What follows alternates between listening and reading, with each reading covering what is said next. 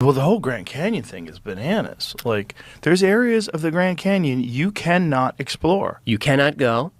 You cannot fly over. Right. And you can't fly under the rim. Yet when you go to those bad places, suddenly a white plane flies over under the rim, black helicopters show up. I showed on my episode. I show the black helicopters showing up. Like, they do show.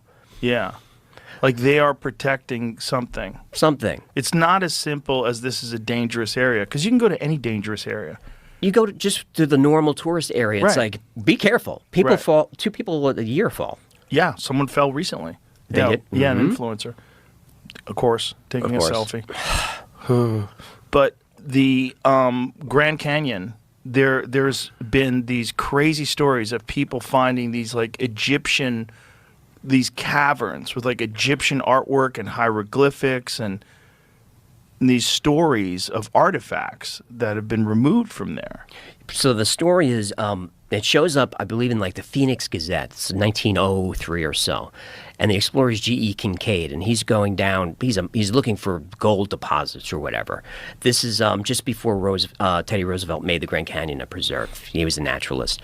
So he finds these steps that are clearly man-made. He follows the steps up, and there's a cave, and he goes in there, and he describes hieroglyphics that look Egyptian but are not quite. He finds a statue that he describes as like Buddha-like, not Egyptian, not human, but sort of like Buddha, and all these weapons, shields, gold, all sorts of stuff. He keeps going. He finds a deserted city in the caves, and all these tunnels and caverns go everywhere, and he's trying to map everything. He comes out, and he goes back to town, and he gathers together a group that we're going to go find the stuff again.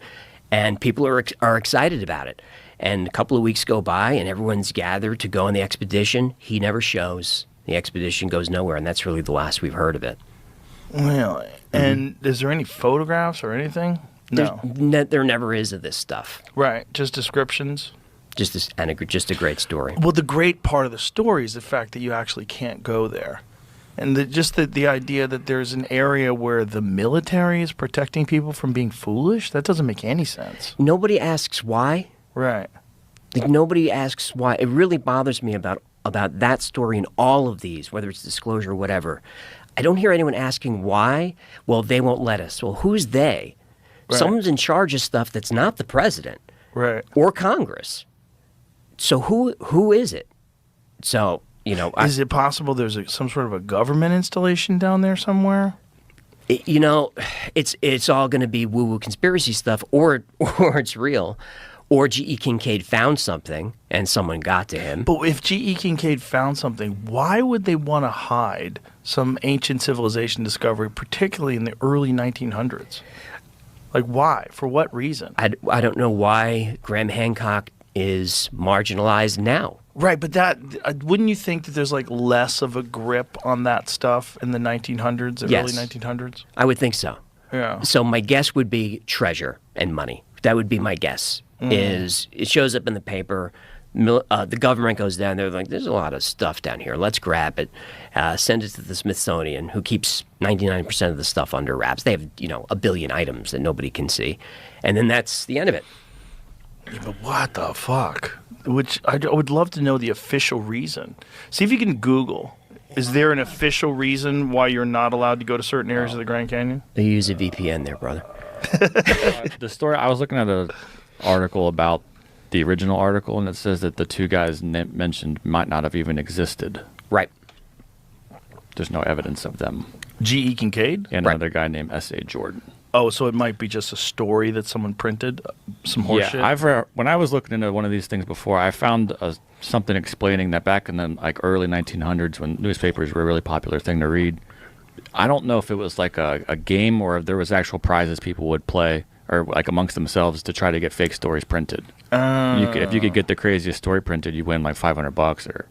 I might be wrong, but I think Jordan was connected to the Smithsonian, at least according to the story. I pulled this from the Smithsonian debunk, which, I mean, obviously they would if this is the way we're going to go with it, but them debunking this, and they gave 2 links, one to the original 1909 article and one to a 2008 update, and that's where I was pulling that from. I don't trust the Smithsonian. They're exempt from all kinds of stuff. Yeah?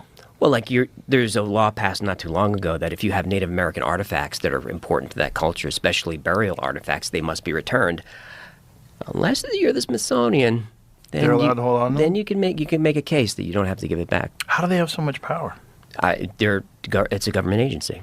Smithsonian is a government. Oh, I didn't even know. I thought it was a private agency. So there's no official story as to why this area of the Grand Canyon is off limits. For your safety, The is all forbidden zone, they call it. Yeah, that's all I can find. That's I'm looking fucking into weird. that. That's fucking weird. That this story comes from the very area that's forbidden. That's fucking weird. I think What are the odds?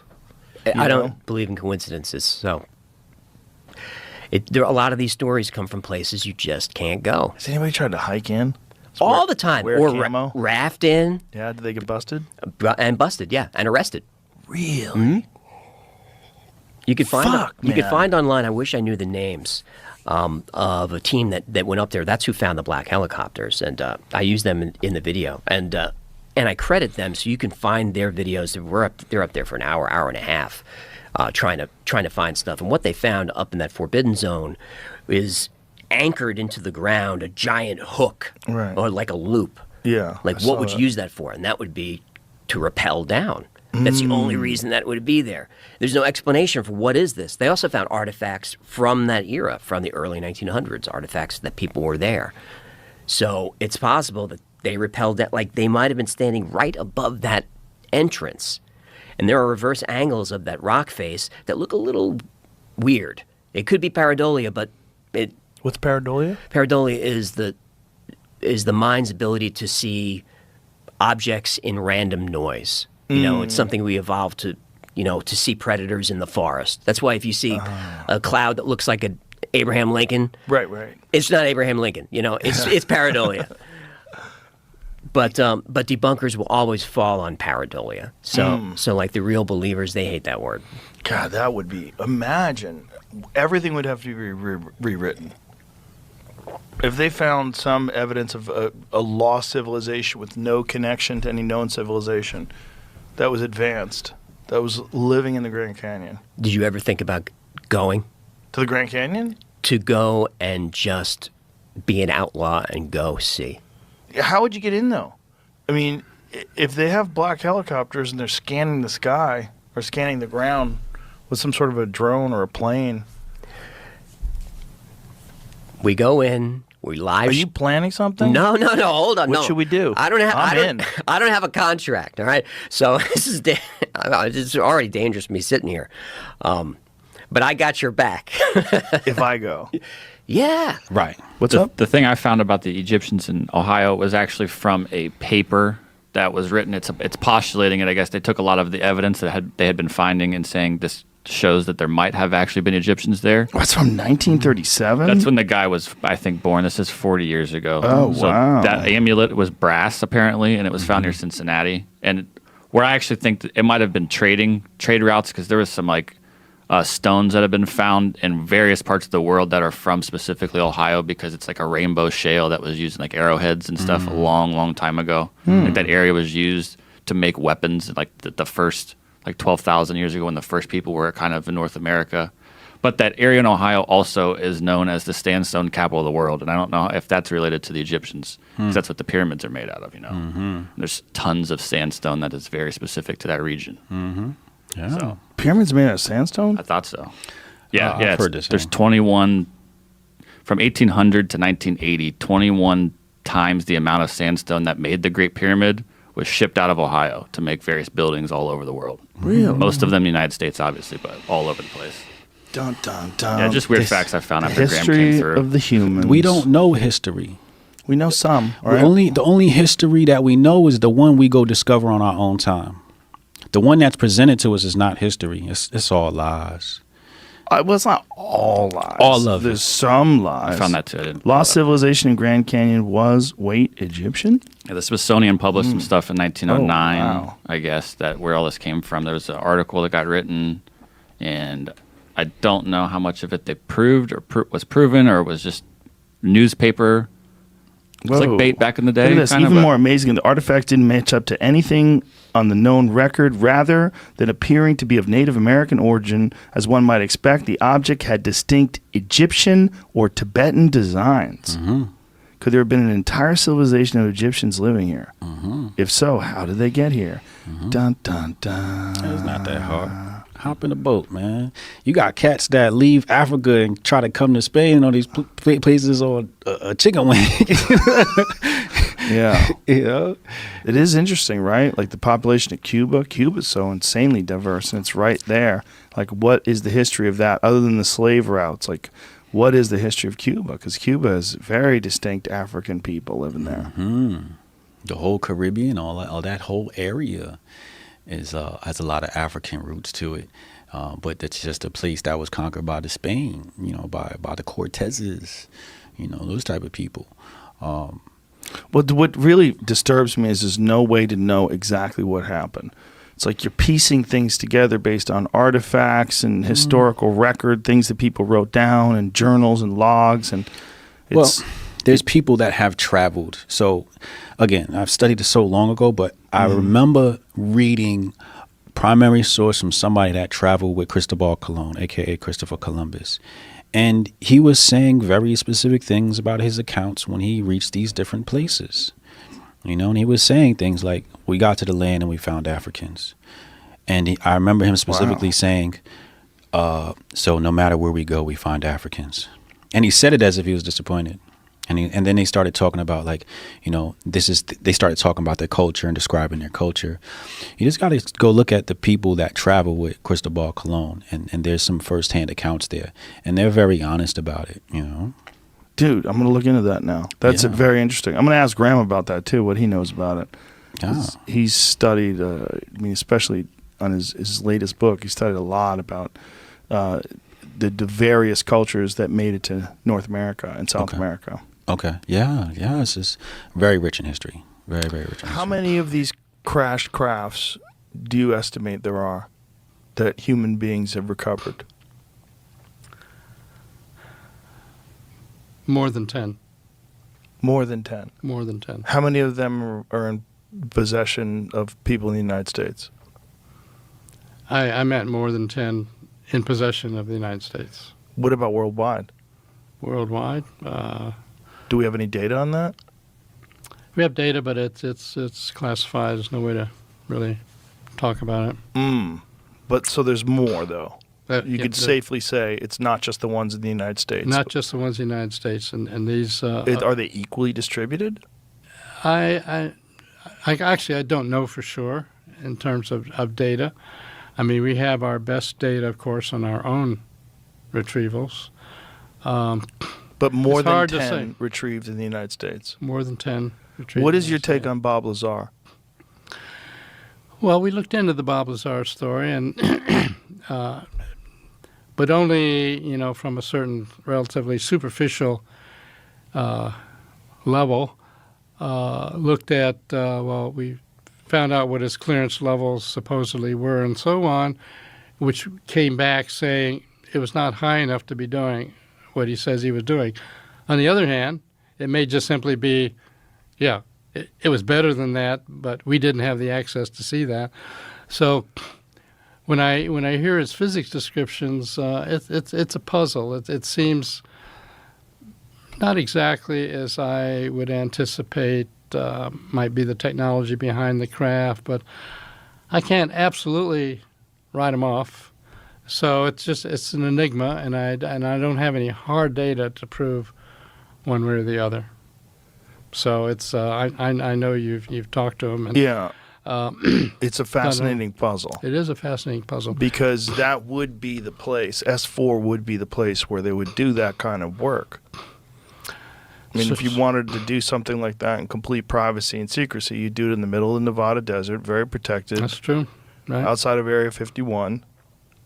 So even when people that have high clearances go and say, well, tell me about this. What's behind this? Who knows? If it's a special access program, an SAP, it might be, say, no, we're going to tell you that, he didn't do anything of significance here. In fact, he might have done something of significance. There's just no way of telling from the outside. Yeah. Yeah. So the actual generator, the thing that powers the craft that Lazar talked about, what was your take on that? This idea that it was element 115, that when it encounters high radiation, it has some sort of an anti-gravitational effect, some warp effect. Well, there are two aspects.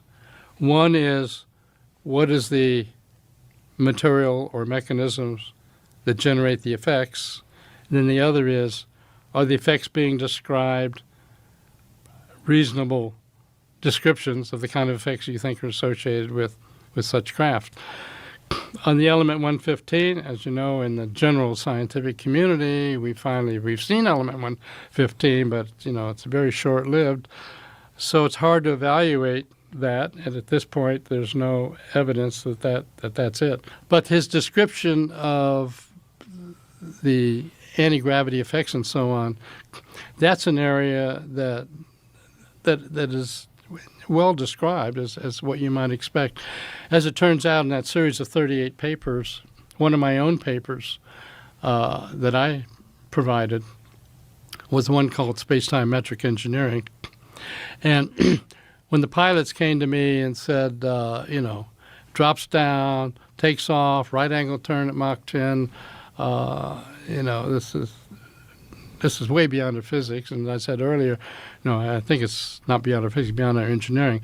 But what I did on the physics level was all of our electronics that we have here, for example, this microphone, the recording that you're making, and so on, that's all based on electromagnetic kinds of technologies, all of which come out of Maxwell's equations. Maxwell's equations, Clerk Maxwell way back in the 1800s, developed the equations for electromagnetism, and basically any kind of electromagnetic device, you name it, Wi-Fi, whatever, can be traced back to his equations. So what I said to myself was, okay, we have these apparent craft operating with this unbelievable kinds of activity. Is there any way to account for that in our physics? Well, it turns out. So what I did, I took a sheet of paper, and the left-hand side of the paper, I wrote down all the weird effects that have been claimed. Right angle turn at Mach 10. I got close to the craft, and suddenly it wasn't the same size as it seemed to be when I was further away. It was a certain color, but when I got close to it, it was a different color. All these weird things. To me, the weirder the better, because if somebody was just making up a BS story, they want it to sound rational. So you don't come up with things like, well, I got in the craft, 5 minutes went by, I came out, and 2 hours had gone by. I mean, you're just not going to make that up. Then on the right-hand side of the piece of paper, I said, okay, we have Einstein's equations in general relativity, and we use them to talk about black hole mergers or neutron star mergers or whatever. And all these things are massively energetic events. Suppose I could engineer Einstein's equations the way we engineer Maxwell's equations for electromagnetic effects. What would I expect to see? And I find out I got a hand-in-glove match between what was claiming to be observed and, what Einstein's equation, if you could engineer them. Well, why can't we engineer them? Well, what we know today is the energy density required to engineer those equations is just way beyond our ability to do so. So, can you give me a comparison to what the energy requirements or something like that would be like? Yeah, people have in fact Alcubierre warp drive. I don't know if you've heard of that, but a Miguel Alcubierre was a researcher in general relativity and kind of a Star Trek fan and so on. And he said, I wonder if we could really have warp drive. And so he used Einstein's equations to say, okay, under what conditions could we do a warp drive? And he actually came up with solutions from out of the equations. Okay, what would it take to drive that? Oh, it would be hundreds of times more than the energy of the sun. I mean, wow. Just out of sight energy. So, until we have a new energy source or until there's some back door that we haven't, zeroed in on, it's just really outside of our expertise. The Book of Enoch is nuts. I That's talked the to Wes Giants Huff about one. it. That's the Giants It's one, not right? just the Giants, it's aliens. It's about the Watchers who came down and mated with human beings. Bro, I'm reading it right now. I know you are. I It's already know. bananas. She told me to read it. And she's like, you have to read this. It's nuts. And what did Wes Huff say? Did he say this? Yeah, it's 100% a legitimate text. It's legitimate religious text, but they decided not to include it because it's so nuts and because it goes against what the writings of the Torah. Right, right. So, but it was a few rabbis. Just a few rabbis decided. That nixed like it. if the Book of Enoch was included in the Bible, it changes the whole Why would the story of the rabbis human decide race. what goes Back into the then Christian? they had that kind of power. They just decided that it doesn't get included in the canon. This is a long time ago. But yeah, I mean, this is like around. Well, who decided the canonized Bible, right? This is like Constantine time, right? Well, that's for the New Testament, right? And so with the Old Testament, you've got Wes Huff would be the guy to ask Oh, wait a all minute. these questions. Enoch was included in the Old Oh, Testament. it's old as fuck. Oh, okay, Not only is it old as fuck, when they found it, they also found a version of the Book of Isaiah. This is one of the things that Wes Huff told me that was really fascinating. They found a version of the Book of Isaiah that is verbatim the same as a version of the version of Isaiah that was 1,000 years later, which they thought was the original. Unbelievable. That's what's crazy. Unbelievable. For 1,000 maintain that. years, they maintained the exact same story verbatim, writing it down and passing it on. And the Book of Enoch's in there with that. And the Book of Enoch is bananas. Yeah, I think we might need to do a little deep dive on the Book of Enoch. The Book of Enoch, it says that these Watchers came down and mated with human beings and created a race of giants called the Nephilim who consumed and destroyed everything in front of them. Gee, that sounds like people. Yeah. That sounds a lot like people. Yeah. If you got a bunch of little chimps and then you got these tall aliens and they make a fucking 7-foot man, a Viking, who's like chopping off heads and lighting villages on fire and has this unstoppable desire for conquest, that's humans. The Nephilim sounds like humans. Like, yeah, exactly. So they're not giants. We are the giants. And then what if the other folks... They might have been giants. Like, it's hard to say. But what if the other folks were the Neanderthals? Well, because there was a time where we were living together, right? Right. Well, they were here before us, allegedly. Well, the question is, like, where did humans come from? Yeah. This is the real question. There's a really interesting show on PBS right now called Human, where this lady goes on this journey of, it's like... She's, what is her degree in? Is she an anthropologist? I believe she's an anthropologist, but, or maybe some sort of biologist, but she goes over the history of the human species. It's very interesting. The migration from across the Bering Land Bridge into North America, when the oldest people started coming here, how they came here. Fascinating stuff. But that's one of those things, like, if you think ancient history is filled with horseshit, like ancient human history, like of the humans, that's the woman's name. I don't want to fuck up her name. Ella al-Shamahi. And it's on BBC and PBS. Really good show. I just started watching it. She's a paleontologist, degree in genetics and taxonomy and biodiversity. But they just found recently a human skull that pushes the date of humans back another 500,000 years. Yeah. So it's like all they know is what they find in the fossil record, and there's so little fossil record. Yeah. And then they keep finding new things. Yeah. Like they just found Denisovans in like 2010. They're like, whoa, What is that? What's this? Total new branch of the human tree. It's called Denisovans. Denisovans. Yeah, they Okay. found like a bunch of teeth, I think, in Asia, and they're like, what the fuck is this? And then or maybe it was Russia. So there's that. There's the one that they found in China, the big head people. That's the one I saw. real recent. Yeah. That's real recent. I forget what that one's called. We've done this a million times, but I always forget. But so they're always finding these new versions of humans. So how many of them really were there? But if there's a bunch of science experiments, if aliens are coming down and like, let's try them where they're short, really powerful, and they only eat meat. And that's Neanderthals. Like, stop. This one's not Too a much. good design. This is not a good design. We need them a little more frail so they invent things. Yeah. Because the brutes don't invent anything. Yeah, more frontal cortex. Yeah, the Neanderthals had bigger brains than us. That's what's interesting. So then what part of our brain was specifically different? See, we have a very our idea of them is that they were dumb. and they couldn't talk, and that they were brutes. But it doesn't seem like that's true. In fact, it seems like they had art, they definitely had tools, and they had language. And they might have been as smart as us. They were just different. And maybe us being a little weaker is what made us smarter. You know? Or made us work collectively. Maybe we're a little more alien, just a touch. Right. There's a little too much salt in that stew. Let's add a touch more of us. And, it seems like the hairy, 5'7", 200-pound fucking savages with big eyes that might be able to see at night, because it looks like they might have had night vision. They have huge eyeballs, man. Right. The Neanderthal eye socket's way bigger than ours. Their skull's thicker. Their bones are more dense. They might have had night vision, like a dog. You know how dogs, their eyes glow when the headlights hit them? They might have had that same ability. I mean, I don't know why. That design's too sketchy. It's just not They working. can see at night, Yeah. and then they go hunting other people. This is too much. But then we hunted them. Maybe. We might have just fucked them. I also heard we fucked them. Well, I Yeah, think we you had hunted that them and joke, we right? fucked You're them. like, I got a little bit of, yeah. One more time with the monkey. But in terms of like the stories, like, all right, you know when a comic gets off stage and like they think they killed but they bombed? Right. Like there could be people telling those stories in the books. There could be. Like meaning what their rendition of what happened Yes.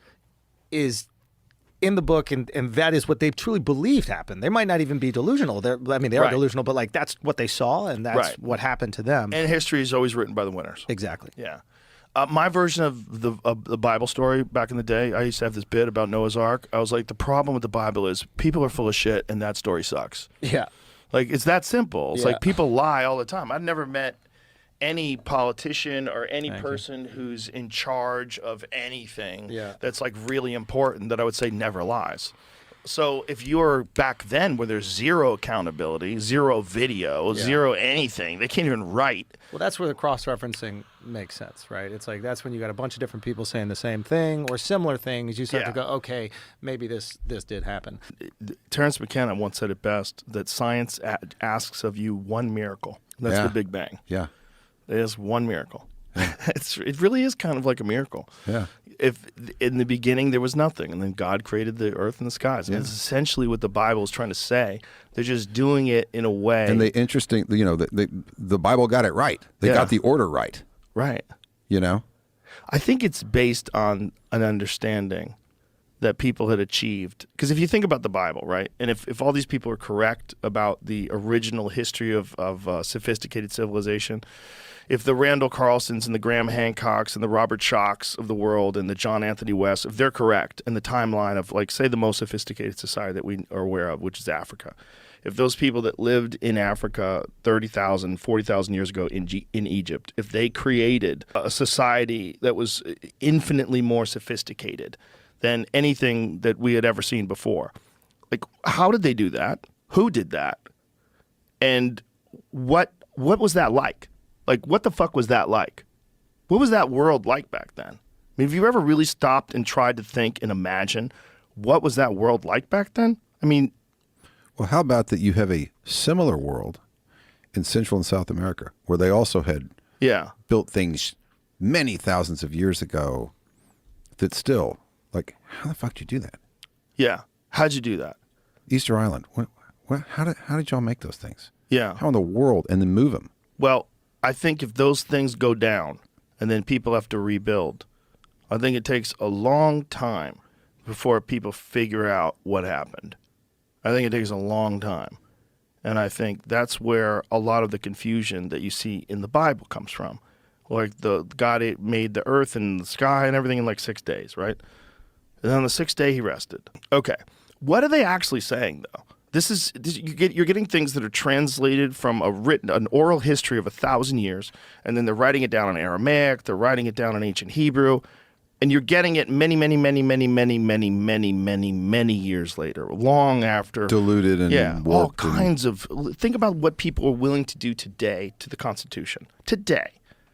With all the information that we have about the dangers of this. Think about what they're trying to do today. Now imagine what you would do if you had the real knowledge of the birth of the solar system, of the development of human beings, and the God energy of the universe, and you tried to translate it over an oral history because there's chaos, because there's no more cities anymore and everyone's dead, and you're just like hunting and gathering as cave people, and you're trying to relay this origin story of mankind. And then it gets written down in parables, and it gets written down in Latin, and it gets translated over the years, and then people try, okay, then they sit down and they look at it many years later and they go, what the fuck were they trying to say?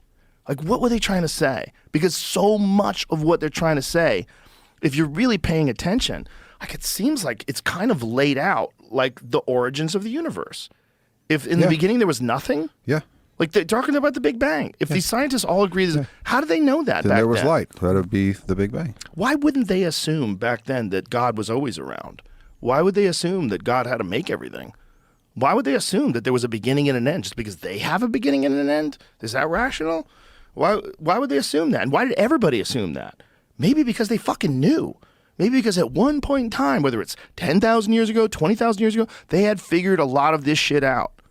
Well, someone figured something out for the pyramids and the way that they were built to be aligned so perfectly with a true north. And just to be able to construct them. If those people were that smart, why wouldn't we imagine they had an understanding of the birth of the universe?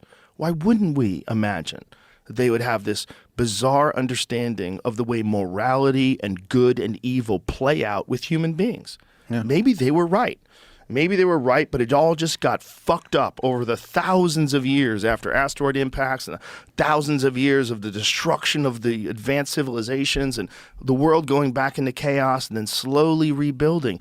And you're rebuilding with these ancient texts that you find in clay pots in Qumran. And you ever seen when they translate like the Dead Sea Scrolls and they lay them out and they have to try to figure out which pieces go with which scroll, and they do it based on DNA. All this DNA is from this cow, so let's take this scroll from this cow skin and put it together and try to read what the fuck they said. It's incredible, but it makes sense. It makes sense if you buy into the idea that there's been a restart of civilization, and then you go back and say, okay, what is the history of the Bible? Like, how old is it? What's the oldest version? Like, what's the oldest version of the stories? Version. Like, who knows? Right, who knows? Version. Right. What was the original? Like, you're playing a game of Telegram, right, or telephone with over 1,000 years. Yeah. With who knows how many people. But if we've seen what the Egyptian people were able to build, what was that like? How sophisticated were they? And maybe what we're getting at in the Bible is just the longest game of telephone of a true story. It's just all kind of gumbled up in stories, and God's testing you and all this thing about, God telling this guy to kill his kid. Mate, it's just a little screwed up. But it's showing you that there are evil forces at play, and there are temptations, and you must resist lessons those. in a story that you can understand. Exactly. And that's but at why the heart of 7 it, there's days, some truth to it. Because what is a day to God? Yeah, what does that mean? Is that a billion years? Yeah. A million years? 100 billion? Who knows? Who fucking knows? Yeah. Who knows? But it's presented in a way that you can digest it. This is kind of crazy. We didn't know they could do that back then. Well, before coming out here, I asked ChatGPT, how old are some of the stories written down in the text in the Hebrew Bible? And at least according to ChatGPT, it's 10,000 years ago. So oh my God, something may have happened at that time. That makes sense. Yeah, that's a very interesting finding. Oh, Sodom and Gomorrah. That's a great story. I'm working on this translation of the Hebrew Bible. I've got a Substack now. I've been putting out things every week, a chapter a week. Yeah. On my translation of the Bible, it's like 1,000 pages right now of commentary about the language and the grammar. The meaning, what's called the plain meaning of the text. Like there was a Noah with 3 sons and went on the ark. Yeah, so that's like my big project, but I'd like to do a smaller one about Sodom and Gomorrah and the figure of Lot. I think that's a really incredible story. I've spent about maybe 2 to 3 weeks looking at that. Lot, his virgin daughters, the men circling his house. They're asking to know him. He ends up, in a cave with his 2 virgin daughters. They get him drunk, and he sleeps with them. Or, they lie with him anyway. Yeah, and out come 2 kids at a certain point, and they become very important. Later on, they're the beginning of the Messianic line. So it's a very intricate, tale with very. I think you can make some cool conversations between some of the main personages in the narrative. There was a book called The Red Tent. Can I ask you about the lot? Like how old was that story? Wow, that must be. Well, it's an explanation of Sodom and Gomorrah, which is around the Dead Sea. There was a conflagration of some sort there. Have any of your guests spoken about Sodom? What actually happened around the Dead Sea? It was quite catastrophic. Well, tell us. Well, the story of Lot. Yeah, I mean there was fire and sulfur pouring down on Sodom and Gomorrah. Yeah, it was the end of the plain. Yeah, so that's the southern part of the Dead Sea. It is a Dead Sea because of its high salt concentrations. It was kind of closed off from the coast. So it's at least a description of what took place. What do you think it's describing? Well, I mean, my perspective is a volcano. It actually happened. Yeah, but people think a volcano. It's some kind of volcanic activity. It totally sounds like a volcano, right? And we know that there's been a bunch of those that have almost wiped people out entirely at certain points. The Toba volcano, that one? No. We got down to, I think we've looked this up before, but I want to say they think we might have gotten down to just a few thousand people. On the whole planet. Like 70,000 years ago. 70,000 years ago, there was a massive supervolcano that went off, and it, plunged the Earth probably into nuclear winter. And they think that our genetic line entirely of the human race on Earth came from this few thousand survivors. Joe, can we take a yes. a break? You gotta pee? Yeah. Yes. We'll be right back, folks. Seriously. We're back. Yeah, so we were talking about the alternative. Yes. Explain universe. what you mean by that. Like that these things are happening in an alternative dimension. Right. Yeah, I think they're happening in an alternative dimension. Like when you smoke DMT, you return to the same place each time. So there seems to be some reality, some DMT world that people enter into. And it's one of my volunteers, one of the subjects in the DMT research. He got a big dose one day, and then a few months later, he got another big dose. And he said that it was very interesting. He said things have just continued apace since his first exposure and his first entrance into that state, and things had gone on in the meantime, and he re-entered that world. So in that way, there's in that same manner, the world of the Hebrew Bible early on, Adam, Eve, Cain, Abel, Noah, the Tower of Babel, all that took place at some different level of reality, which gradually made its way into ours. And once it made its way into ours, there's the archaeological evidence, the first temple, second temple, and so on. So there is a transition between, our world and that world kind of merged. But in the beginning, it was an alternative dimension. It's the same God, I think, but different dimensions. So, is this your own personal conclusion? Yeah. Wow. Well, when I was on the show last time, you're asking if I believe those things took place, and my answer then was I take it as if it were true, right? And then I started to think, how I would do that, like in what world would that be true? It'd be a different world, right? I feel like I've always believed that they were trying to record something. I just didn't always trust that human beings were completely honest with their recollection of events. So that there's something that they were trying to write down. But was it really coming from God? Are these accurate events? What exactly happened with Noah and the ark? Like what really happened? Well, 3 stories. Three levels. Mm-hmm. 2 of each, then 7 if one pair or 7 pairs of birds. Well, of every living thing. Yeah, but like how's he feeding them? Animals eat other animals. The whole thing's nuts. You would need a lot more rabbits. You need so many animals to keep just the lions alive. Right. It doesn't make any sense. How's he getting them all from all over the world into his stupid boat? Yeah. There's so many things that are wrong. Yeah. But the story of him being told that some shit is about to go down, and you probably should, find some way to restart your version of civilization somewhere. There's probably multiple like the flood myth that we, whatever you want to call it, the stories of the flood that you get from Epic of Gilgamesh, that you get from Noah. It's not just those. There's many different cultures all throughout history have a flood story, right? So it's probably likely that some crazy shit went down. There may have been, there most likely was a flood. So what do you learn from it? Like how do you do better, or on what basis do you rebuild? So I think there's different models. The biblical one is interesting because it's lineage, from Adam to Noah, right, to Abraham, Isaac and Jacob and the tribes, and now. So when you talk about things happening in an alternative dimension, like, is that what you think, like, the birth of mankind is as well, like Adam and Eve? Well, I mean... Pull this microphone up. Okay, I'm sorry. No, it's okay. It just has an impact. Yeah. The creation story.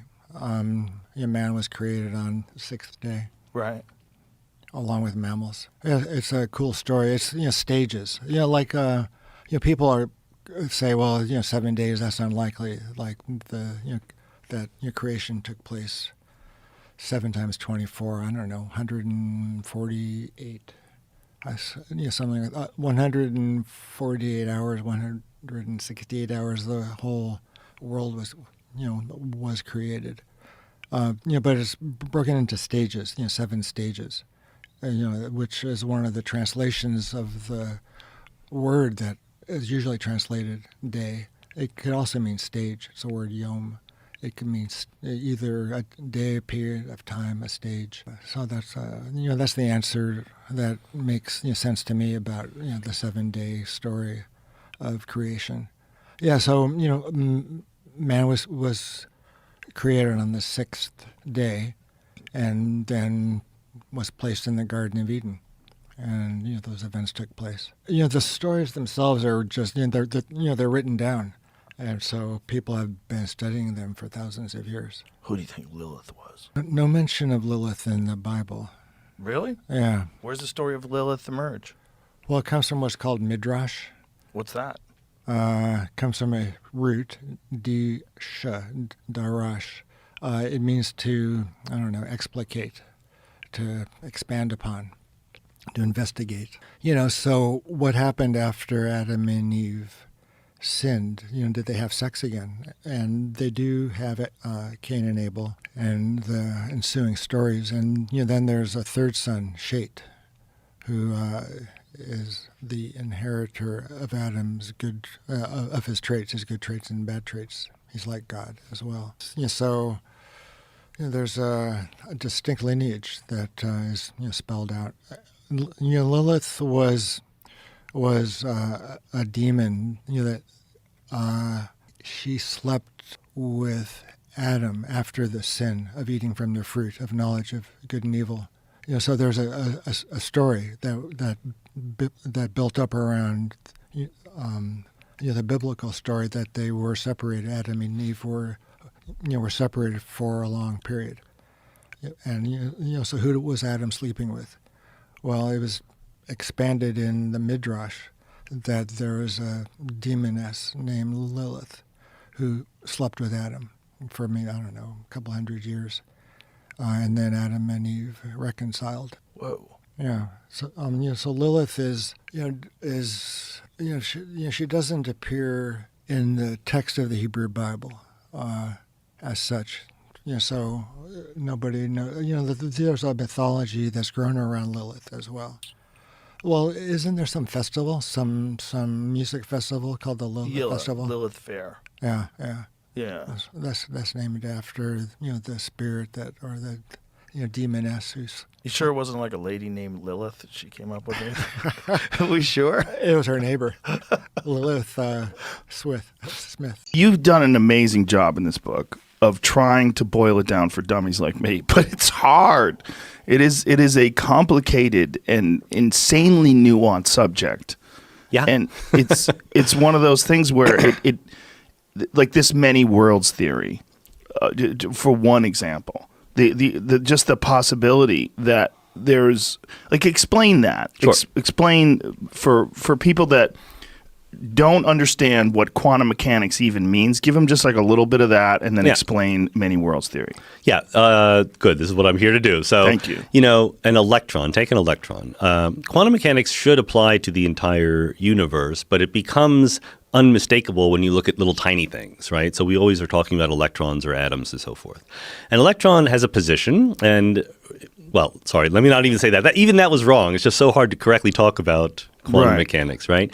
If you were Isaac Newton, before there was quantum mechanics, there was classical mechanics. And basically, quantum mechanics and classical mechanics are the only two big frameworks that have ever existed in physics. Classical mechanics was so good that everyone thought that was just right, and it was all a matter of filling the details until quantum mechanics came along and changed things. In classical mechanics, an electron is a point. It has a position, a location in space, and it has a velocity. It's moving somewhere. And from that, you can predict what's going to happen. Okay? Quantum mechanics says, no. The electron has a wave function. So there's a wave. Sometimes you hear this debate about are things like electrons and photons particles or waves. The answer is that they are waves. And the wave function has this weird property that when you're not looking at it, it's a wave, it's all spread out, or it's localized somewhere, but it obeys an equation, the Schrodinger equation. So far, so good, just like regular physics. There's a thing, the wave function, it obeys an equation, the Schrodinger equation. You can predict what's going to happen next. But the weird thing about quantum mechanics is that there's a whole separate set of rules for what happens when you look at the thing, when you observe it, when you measure it. That's where things get squirrely with people describing it, right? Yes. And that's where they want to go woo-woo on you. It's an opening to be woo-woo, right? When you say, what do you mean observe something? Does it have to be a conscious being? Can it be a video camera? That's just weird, right? Is it the act of measuring that changes things? Well, this is the puzzle, okay? This is what is called the measurement problem of quantum mechanics, that the rules we teach our students at Caltech or anywhere else when we teach them quantum mechanics in their sophomore year of college, the rules say when a system is observed, when it is measured, its state, its wave function, changes dramatically, suddenly, and unpredictably. Now, let me ask you this. How do we know this based on if you're measuring it and it changes? How do we know? Because we didn't measure it before. What observations are we making that we understand the state of it before it's measured without measuring it? Good. There's a couple of ways. So let me make things even simpler. Forget about where the electron is located and think about the electron is spinning. Right? Okay. The electron is spinning just like the Earth spins. It's really exactly like that. It's like a little spinning top, except when you measure the spin, you can sort of send the electron through a magnetic field and it will get deflected either up or down, depending on whether it's spin up or spin down. You only ever get one of two answers. It's either going up or going down. It's nowhere in between. This is an empirical measured fact, okay? So that's a part of quantum mechanics. That's the quantum fact, that there's discrete set of possible answers to this question. Is it spinning clockwise or counterclockwise? Yes or no. It's just those two possibilities, nowhere in between. So if you have a magnetic field that is oriented vertically, send your electron through it, it gets deflected up, you say, oh, it's spin up. So now I've measured its spin. Now I know what its state is. If I send it through another magnetic field or oriented vertically, it will always be deflected up every single time. We know what it is. We're going to measure it. Measuring it in this case doesn't change it. It's in exactly that state. We know it, okay? Now let's send it through a magnetic field that is oriented horizontally. So it's going to be deflected either right or left. We know exactly what state it's in. It's spinning this way. But when you send it through that magnetic field that's oriented horizontally, it gets deflected left or right 50-50, unpredictably. There's no way we can predict it. And then once it is, So, okay, now it's been spinning up. You measured its spin left, let's say. Send it through another magnet that is going vertically. And now it's 50-50 again. It could be spin up or spin down. So somehow, even though we knew exactly what state it was in, we couldn't predict what would happen next. That is part of quantum mechanics. So the act of sending it through these things where it makes it vertical or horizontal, what is happening to it when it's going through these things? So in quantum mechanics, what we say is that it's not that we don't know whether the electron is spinning clockwise or counterclockwise. It can be in a superposition of both. That's just the spin version of the position of the electron can be spread out in a wave, right? It's truly not just that we are lacking some knowledge. It's that the knowledge really isn't there. And again, this is how we teach quantum mechanics in textbooks. And then I'm going to correct it because Many Worlds is much better. But This is the standard textbook version. There's a wave function. The wave function for a spin is it's either up or down or some combination. And then there's a rule that says when you measure the spin, you only get up or down. You don't see the wave function. Just like the cloud that you have for the electron's position, when you look at it, you see it at a location. So another way to make the same argument is take a little piece of, I have a nice little image of this when I give talks, a little piece of uranium. So it's a radioactive little chunk of metal, and you put it in a bubble chamber. So it is emitting radioactive particles, and you detect the particles. You can see a little streak of motion when the particle leaves the uranium, okay? Well, like I said, when you're not looking at it, this electron is supposed to obey an equation, the Schrödinger equation. And you can ask what the prediction is when a radioactive nucleus decays and gives off an electron. What is its wave function going to do? What is the wave function of the electron going to be? And the answer is it goes off in a spherical wave. It goes off in all directions at once. Evenly. Yeah. All directions evenly. But you never see that. Is that roughly always based see a on line. the shape of the piece of uranium? Does it vary? No, because the electron gets from one individual nucleus of an atom, right? So what the uranium is doing doesn't matter. It's just that one atom matters. And the easiest thing for the electron to do is just to go out in a sphere. It doesn't have to. It can go out in higher energy states. But the point is, it's not going out in a straight line. But when you look at it, you see a straight line, right? That's the fundamental mystery of quantum mechanics, that how we describe the thing when we're not looking at it is different than what we see when we look at it.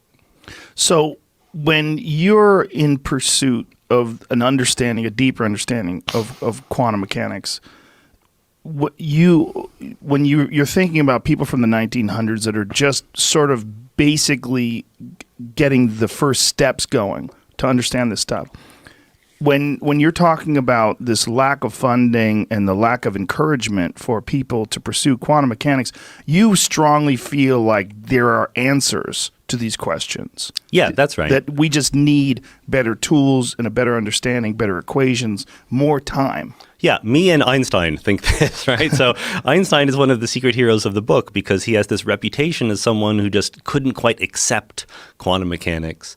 The title, Something Deeply Hidden, is a quote from Einstein when he was talking about when he was a kid and he had a compass, right? And he was given his first magnetic compass and he could rotate it this way and that way and it always pointed north. And you and I would go, that's cool. But he was Einstein. He's like, wow, this is amazing. Why? How does it know where north is, right? And he said there must be something deeply hidden that explains why it's doing this mysterious thing.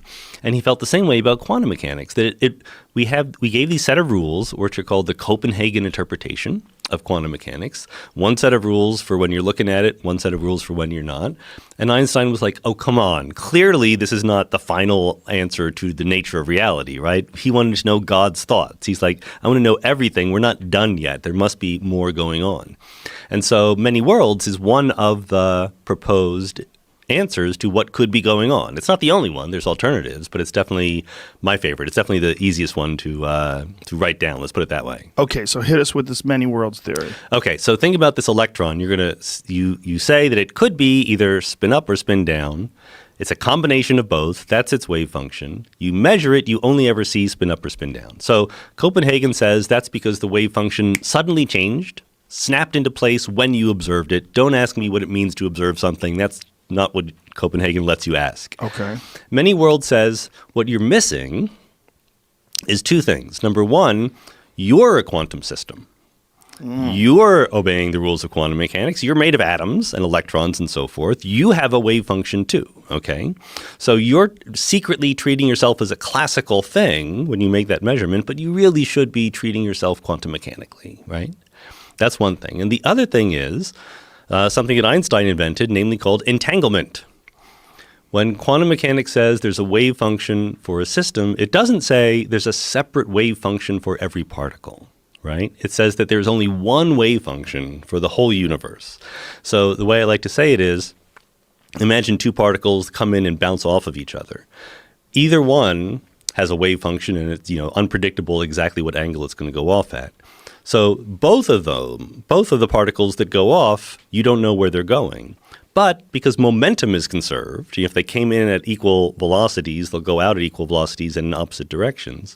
If you measure one, then you know where the other one is going, right? That's entanglement. The observed state of one system can be related to the observed state of another system. So those are the two ingredients. You're a quantum system, and quantum systems can be entangled with each other. So Hugh Everett, who was a graduate student when he invented this idea in the 1950s, said, look, when you measure that electron, what happens physically? Like, forget about you're a person, you're conscious, all of that BS. Like, you're a physical system, you obey the Schrodinger equation. You are a quantum mechanical system, you obey the laws of physics. So you look at the electron, your wave function changes. It used to be you're just a person doing whatever you do, but then after you look at the electron, you become entangled with it. And it splits. So there is one part of the wave function that says the electron was spinning clockwise and you measured it spinning clockwise. And there's another part of the wave function that says the electron was spinning counterclockwise and you saw it spinning counterclockwise. Now, everybody knows this. Like that far, it's not controversial at all. That's clearly the prediction of the equations of quantum mechanics. But everyone else said, well, that means that I'm some weird combination of I saw it spinning one way and I saw it spinning the other way, but I've never felt that way. When I look at real electrons, I see them one way or the other. That can't be right. That can't be the final answer. The wave function must somehow collapse. And Everett said, no, what you're missing is there's now two separate worlds. Both of those part of the wave function are real, but they're different worlds. They will never interact with each other again. What happens in one part of the wave function will not affect what happens in the other part. So now there's a version of you that saw the electron spinning clockwise, and there's another version of you that saw it spinning counterclockwise. And that's just taking seriously the prediction of quantum mechanics. It's not adding any extra stuff, any extra worlds, anything like that. That is the part where my brain broke. All right. The idea that there's a you that observes it going clockwise and a you that observes it going in a different direction, like that is so hard to understand. Do you apply this in your regular life? Like, do you think, like when you go home and you say hi to your wife and you open up the refrigerator, do you think of yourself as this quantum being that's existing in this super state? So, I mean, there's a couple of answers to that. One is, sure, if I think about it, like I really do believe it. I have a chapter in the book, which my editor resisted at first, but then he let me get away with it, which is a dialogue between a young philosopher and her father, who is a physicist. And the father is skeptical about all this philosophical nonsense, and she tries to explain how many worlds works to him. And at the end, his last question is, do you really believe this? Are you really taking this seriously? And look, that's a perfectly good question. It's a very respectable question because it is many worlds. It's not crazy or weird or bizarre, but it's certainly very, very far away from our everyday experience, right? So what it's asking you to do is to say, I have these equations. They are really, really good at fitting what I do observe in the world and making predictions. I can build the Large Hadron Collider, et cetera. I will take them seriously even for things that I can't directly observe, because they're the best equations I have, right? Until a better set of equations come along, I will believe these equations.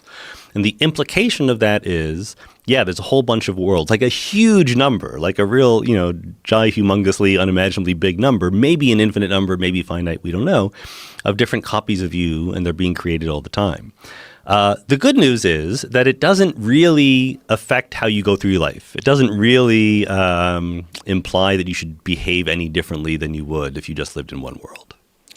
But do you think of each choice that you make possibly changing everything about the world that you exist in? How are you looking at it? You know what I'm saying? Because you are a guy who probably understands it as good as anybody that's alive. So as weird as this stuff sounds, to me it sounds like it's almost impossible for me to comprehend. So I'm trying to filter it through your understanding of it. Well, I think that... He's taking his jacket off. We're getting serious. I know. It's getting hot in here. Like, physics is heating us up.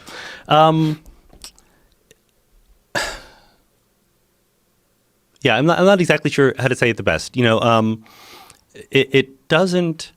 It doesn't change who you are. It's certainly not true that you making a decision is what branches the wave function of the universe. I guess that's the right thing to say. Good, because I want to stop all woo. Yeah, you can't do that. Before it happens. Everyone, believe me, brakes. The joke about how certain political choices imply that we're living in the wrong branch of the wave function has been made many, many times, right? But okay. It's not that your choices create different universes. Different universes get created, and maybe you're different in them by a little bit. In fact, I like to point out there is an app you can download if you have an iPhone called Universe Splitter, which will branch the wave function of the universe for you. And then if you agree ahead of time to do one thing in one branch and another thing in another branch, then there will be multiple copies of you who are living different lives. And then you can deal with that and your therapist however you like. But what is the application exactly doing? What it's doing is basically a version of measuring the spin of... It's called Universe Splitter? Universe Splitter. It's only for iPhones. Oh, I'm going to grab this right now. But, sorry, Android people. Yeah, sorry. It's not even a web page. It's only an app. There's equivalent web pages. But. Okay, I'm pulling it up right now. Yeah, and what you can do, basically it sends a signal to a lab that coincidentally is located in Geneva, Switzerland, but has nothing to do with the Higgs boson or anything like that. They send a single photon down a pipe to what's called a beam splitter. So the wave function of the photon goes 50-50. It gets sent left. It gets sent right. And if you agree, and so then it sends back whether you ended up in the branch of the wave function where it went left or where it went. There you go. 199. Come on. Yeah. The power of changing the universe is in your hands. I downloaded it. Good. I got it. I paid for it. I got it right here. Yeah. All right. So if you have any tough choices, you can type in, I want to have pizza or I want to have Chinese food for dinner tonight. Well, it says in one universe I will take a chance. In the other one I will play it safe. Yeah, but you can correct those. You can fill in whatever you want. Really? Yeah, that's the good part. But what is happening with this I will app? ask her to marry me. I will not ask her to marry me. Is right? this I will accept this job. I will go somewhere else. Equivalent of a quantum fortune cookie? Yeah.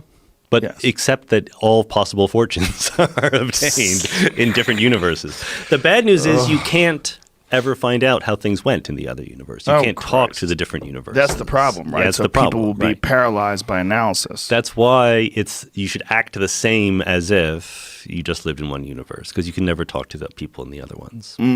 So, but now let's hit the brakes on the woo again. Yeah. Because people would like to believe that there are there an infinite number of yous existing at the exact same time, making various choices which send you off in different directions? So, number one, we don't know if it's infinite number or just really big, but there's certainly a really, really big number. It's big enough to be, big enough for whatever you want. But it's not everything. The theory does not say everything happens somewhere, right? The theory says the Schrodinger equation is obeyed. There's an equation that is obeyed. So electrons will never convert into protons because electrons are negatively charged and protons are positively charged. And nowhere in the Schrodinger equation can you violate the conservation of charge, right?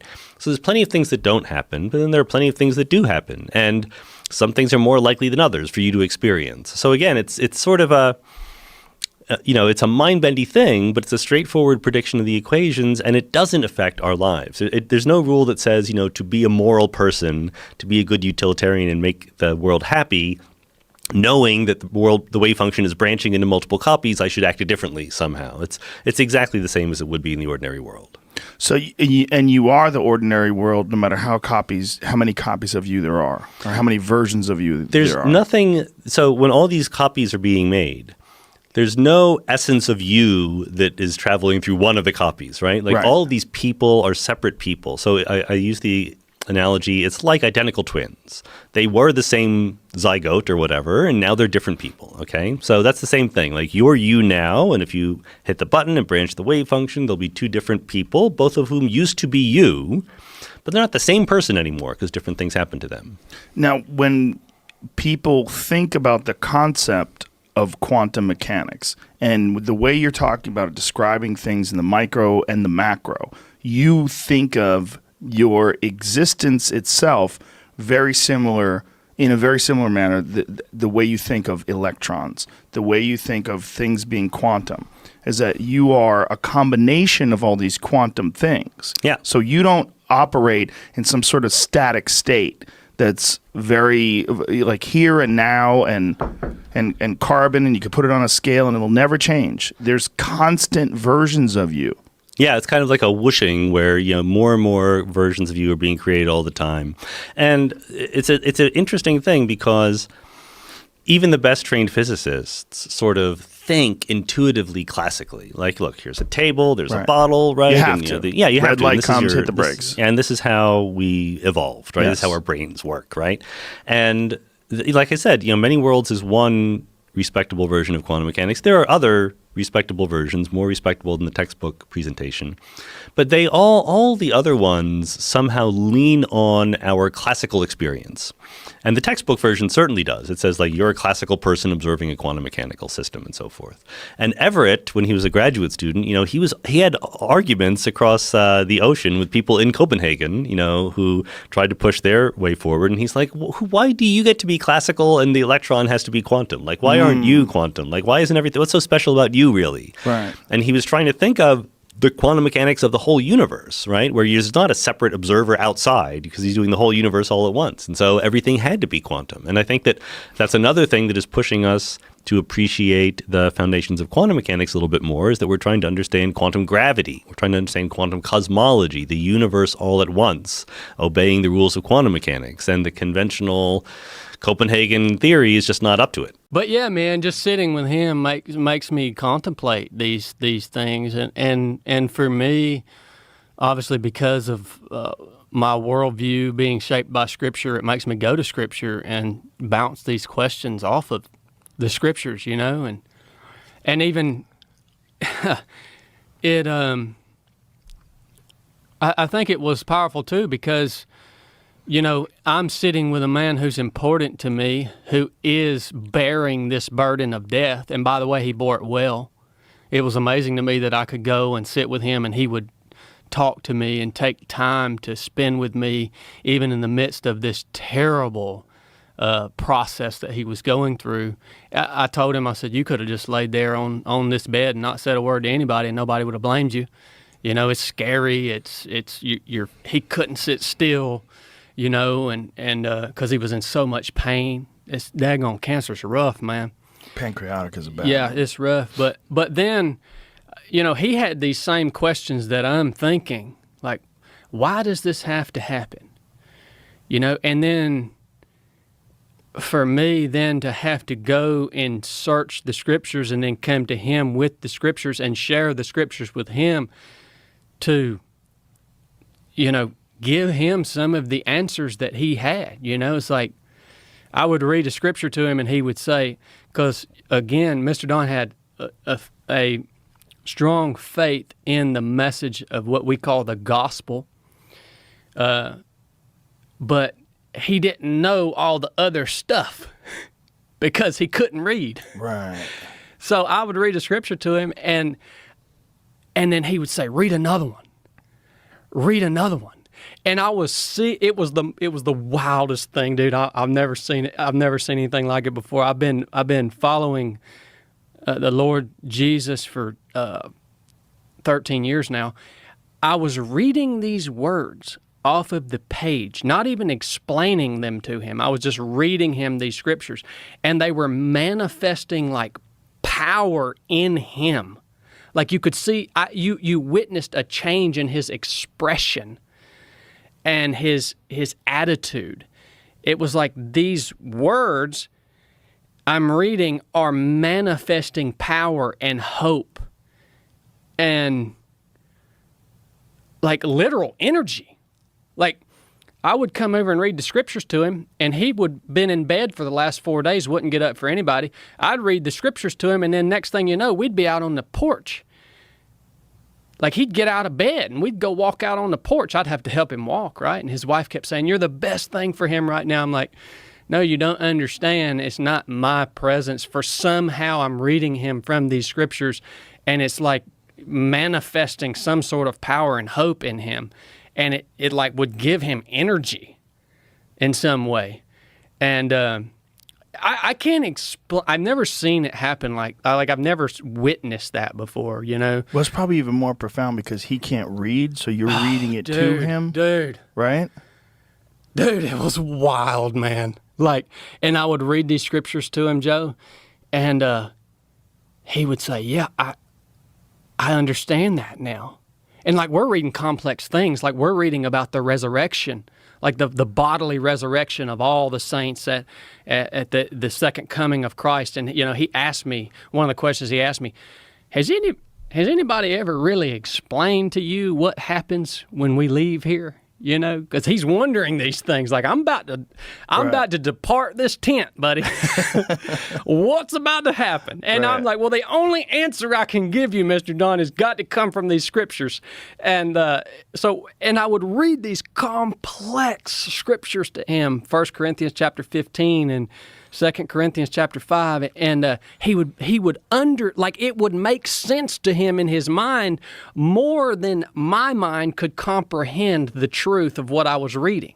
Mm. Like, that was what was wild. It was like of that stage in his life this where he's veil, taking it in. This veil between this realm and the next realm was getting thin. And he was taking in the truth of this word and processing it logically at a level that I can't process it because this veil for us is still so thin unless you hit that DMT, right? We can talk about that later. But right? Yeah. And so I'm witnessing, it was wild, dude. And two, like, crazy things happen. Like, when I'd sit with him, like, every, couple hours, I'd get up and go check in with his wife or something. And we had a camera in the room with him. And we could watch what he was doing. And when I would walk out of the room, you give it a few minutes, and you would see him start to look above him. And he would be reaching like this for stuff above him. And, like, we didn't know what he was doing. We never even asked him. I wish I would have asked him, like, Mr. Don, what are you seeing? Like, what are you reaching for? Well, then back when I would come back in the room with him, he would stop doing it. And then toward the end there, he had a stroke. He was paralyzed. His whole left side of his body was paralyzed. And so he was just, he couldn't sit up or do anything. And then finally, at the very end, when he passed away, he literally sits up erect out of his hospital bed, reaches both of his hands straight up like this, and then lays back down and departs the tent. Whoa. So I started researching this. What the crap is going on here? I wish you asked him what he was reaching for. You watch. I found this hospice nurse on Instagram. I don't remember her name, but she's like posting all these videos of people doing this exact thing. They're reaching for stuff, and she's a hospice nurse. Did right? you save it? Do you have it on your phone? I don't have it. I don't remember. She's got a lot of following. She's got a big following. Just look up Jamie will probably find hospice nurse on Instagram or whatever. But she posts all these videos of these people. Is this her? Oh, they're reaching. They're like calling out. I don't know if that's not her, but this is another one. That's not the one I watch. Calling it a death reach. It's a very common thing, and they're calling out a lot of times the names of loved ones that have passed before them. Whoa. They're seeing something like they're seeing into the other realm. Oh, it's that lady on the far right over there. That's the one I watch. She's a little crazy, but I'm going to go ahead and tell you, she puts out some wild stuff, man. This is common stuff, man. What's her name, Jamie? It says below, hospice nurse Penny. before their death, when they're able to tell us what they're seeing, when they're able to tell us about these visions, they're almost always above them or up in the corner of the room. But sometimes as they get closer to the end of life and they're no longer able to communicate, we start seeing them reach into the air. So I'm convinced that when they are reaching into the air, they are reaching towards those people who they love, who have died before them. This woman's not a believer, and as far as I know, I don't know what her, how her worldview is on in terms of what happens after this. But she's just sitting here showing you, saying, "Hey, this happens. Yeah, we can't figure out why. We can't figure out what's going on." Obviously, for me, when I see that happening, when Mr. Don sits up in the bed, even though he's literally paralyzed by a stroke. He sits, it's an impossibility. He sits up in his bed and reaches both hands in the air and then lays down and departs the tent. What do I have to believe that, like, his transportation had arrived. You know what I mean? Yeah. And to witness that, how does that not, like, strengthen? Yeah. You're witnessing something that's tangible. It's like, how does that not strengthen at least your faith that there is something coming after this? You know what I mean? Yeah. And there's so many stories. And the thing is, people have this arrogant assumption, and this is a lot of based on academics and science, and this belief that we have all the answers to reality, when we don't even really understand consciousness. We don't. Consciousness is a massive mystery. So this idea that we've got it solved, and when I hear people say, when you die, that's it, it's over. Like, how do you know? You're just saying this. You're just saying this. That is as much of a belief system as any religion. This belief in something that you have no evidence of whatsoever, but there's so many anecdotal stories of people with near-death experiences, including Sebastian Junger. Do you know who he is? I've heard the name. Brilliant journalist. He a great author. He's written some incredible books. He did Restrepo, right? Documentary about the war, and he's just an amazing, interesting, very, very intelligent guy. And the last time he was on the podcast, he was telling us a story about he had a medical emergency, some sort of it was like an artery burst, right, Jamie? Yeah. Something inside of his abdomen, and he was bleeding out on the inside, and he was dying. And he got to the hospital and had this near-death experience that, like, very, very vivid experience, interacting with his father, like, just beyond anything that he would have ever comprehended, and came back with a completely different perspective on life and death and, like, what this is, and that there is something else. There's something out there. And people that have had near-death experiences or died and been resuscitated, they come back with the same fucking story over and over and over and over and over and over and over and over again. There's not a lot of variation. There's different interpretations of what they're seeing, but it all fits within the same framework. It all fits within a framework that there's something there. Did you see the video of this kid like a couple weeks ago? No. He's having a wild experience where he sees Jesus, he sees his dead father.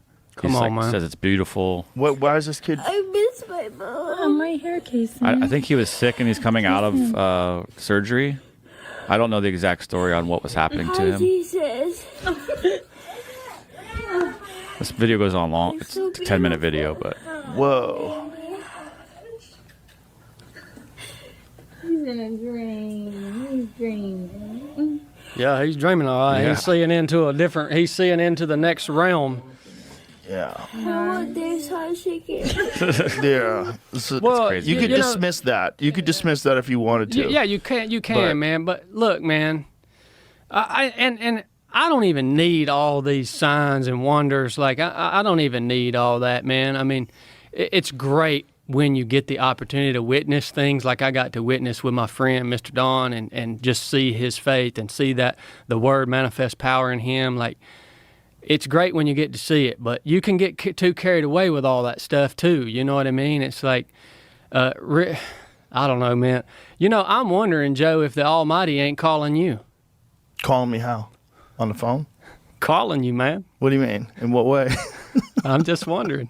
Herbert Walker was the guy that Hal Puthoff and a bunch of these scientists, he brought them together and said, we have recovered a crashed UFO on more than one occasion, and we have a back engineering program, and we're considering disclosure to the American people. I want you to list the positives, the positive impact of society, and the negatives. Yeah. And they did it with quite a few different scientists, and they all had more negatives than positive. If they came out with this information, Exactly. to share this information, what would be Exactly. the effect on society? Yes. More And negatives than positives. More negatives than positives. Because? Disruption of religion, government, How does economy. that disrupt religion? Well, I mean, it I depends on your understand religion. how it does. I just don't. Depends on your religion, you know, and depends on where these things are from and what is happening. What do we know? In the Bible, Ezekiel has golden chariots from the sky. Exactly. Yeah, and a wheel within a wheel. Yeah, the Ezekiel stuff sounds like a UFO encounter. And it's not the only version of that in ancient texts. In the ancient Hindu texts, they have Vimana, these things that are flying through the sky. Like, what are those things? You know, in the Rig Veda, even in the Bhagavad Gita, there's all these depictions of these things that sound like you're talking about a spaceship or at the very least some kind of technology. Like this thing about the Nephilim, like that the gods mated with women and created men who are monstrous. Boy, doesn't that sound like aliens came down and genetically manipulated primates and created human beings? That's a version of it that you could imply from the text. It's all really weird stuff, man. Like really weird. If you found out that was all true, it would probably change everything about society. And this is what Herbert Walker and those guys decided after. So Hal Puthoff was explaining it to me on the podcast, like how they put a numerical value to each thing. I'm like, like we were that close? Right. Like imagine if that happened. This is 1990, right? Now, correct me if I'm wrong, but these kind of really weird things, as you put them, they excite you more than they give you fear. Would that be fair? Yeah. I mean, you seem excited. You get excited about different possibilities. Yes. I mean, you know, I have people go, oh, man, no, Rogan loves these conspiracy theories. Like, I don't see him liking the conspiracy theories. I see him always being interested in an alternate way something went down and being interested and excited about that, but not going, no, never disengaging from it and going, no way, no, because I believe how it was and what I read, and that's how it is. That's not where you're moving from. No, it's never a denial of information and facts. And it's also a recognition that oftentimes a large swath of society just goes with a narrative without having any real understanding of what the actual facts behind it are. And then there's that term, this pejorative term, conspiracy theory. The problem with that, calling someone a conspiracy theorist, is conspiracies are real. Like, there's a lot of evidence. And if you want to sit down, I could fucking show you a ton of them. And so anybody who says, like, oh, you're a conspiracy theorist, I'm like, okay, let's talk about conspiracies. Like, do you think that any of them exist? Do you think that people conspire? Is it like it's a natural part of human behavior that's been documented throughout history, even in governments? I mean, literally the thing that got us into the Vietnam War was a conspiracy. It was fake. The Gulf of Tonkin, it was a false flag operation. It never took place at all. They lied to the American people. That's a conspiracy. Like, that's just one conspiracy that turns out to be true. There's a lot of them. The problem is people don't want to look like a conspiracy theorist. They've done such a good job of making it a goofy term that you don't ever want to attach to you. It can cause damage to your reputation. If you're in a job where people have to take you seriously, fortunately I'm not, but if you're in a job where people have to take you seriously, you don't want to say anything weird like, hey, I think aliens are real. Like, people think you're a kook, and then they discount your opinion on everything. Yeah. But if you just know the actual facts, like people that don't think there's anything, that aliens are real, there's no way, we're alone, we've never been contacted. Why not? Gary Nolan, the guy who was on here yesterday that was talking about cancer research, he was also telling us about a piece of wreckage they found from a craft. Was it 1950 that they found it? Which one? The first one, the Silica one. So they have direct chain of possession of this evidence from, I believe it was 1950. and it was almost pure silica, and the magnesium ratios were so off that he said that this magnesium had to have been sourced from a place that experienced a neutron bomb every 2 minutes for 900 years. That's how off the isotopes were to magnesium that we find here on Earth. He's like, I'm not saying it's impossible for someone to ever do that, but I'm saying this is from 1950. Like, this is a real piece of what they're saying is a wreckage of a craft. And it has a material composition that is impossible for a normal person to create in 1950. So what the fuck is this? Right. And you say that to people, and they're like, oh. So Gary Nolan, who's a professor at Stanford, he's a professor in the what is his forensics? Is that what his he does cancer research? But what is his actual title? Stanford School of Medicine professor. Anyway, rock solid credentials, published. And people brought him this material, and they said, would you analyze this? Because you know all these different scientists. And endowed chair, Department of Pathology, Stanford School of Medicine. So when a guy like that is saying, no, this is a composition of this piece of wreckage that you can't make here. Right. They found a type of alloy that doesn't exist on Earth, and it has on an atomic level layers upon layers of whatever this alloy is. He's like, this cost billions of dollars to create, and they found it in 1970. Like in 1970, no one had this. It's not possible to make. Like maybe you can make it today, but we don't have the equipment to make it today. You could conceive how someone with enough resources could have that money today to do something like that, but it would be an enormous undertaking. Yeah. And this is a piece of craft that someone found from 1976. So when a guy like that is telling you, like, I'm not saying what it is, I'm not saying where it's from, but I'm saying this is fucking crazy. Yeah, it doesn't add up to what we could practically do. But the question is, like, why would we assume that it's a biological entity? It doesn't have any windows. It's this round thing that looks like a Tic Tac. If there is some sort of advanced propulsion system, some revolutionary way of moving through space and time that the U.S. government has developed, in some Black Ops program, that seems very likely impossible. That seems more likely than aliens visiting us. But there's more than one incident, and there's a lot of these things. And the possibility of alien life in the universe, although we've never experienced it, seems rational. It seems very rational. And if you were going to study an emerging civilization that is both primitive and warlike and yet insanely technologically advanced to the point where they have nuclear weapons, they can transmit video through the sky, they have propaganda, they have tracking of their citizens, like that's us. That's us right now. And while we are these territorial primal beings with fucking nuclear weapons, this would be a good time to start exposing yourself. Yes. And to stop this nonsense. Insanity. Yeah. And look, the reason why we named the rooms at our club Fat Man and Little Boy is because in UFO lore, that's when they started showing up. After the detonation of the atomic bombs in Japan, that's when the UFO sightings ramped up. And they ramped up mostly in the U.S., right? Yes. So that's interesting because the U.S. was the nuclear power. So. And we were the one who was doing a lot of fucking testing. Yeah. And also we have all these military bases. Who the fuck has more military bases than us? No one. Who has more nuclear weapons pointed at other people than us? We have them all over the place.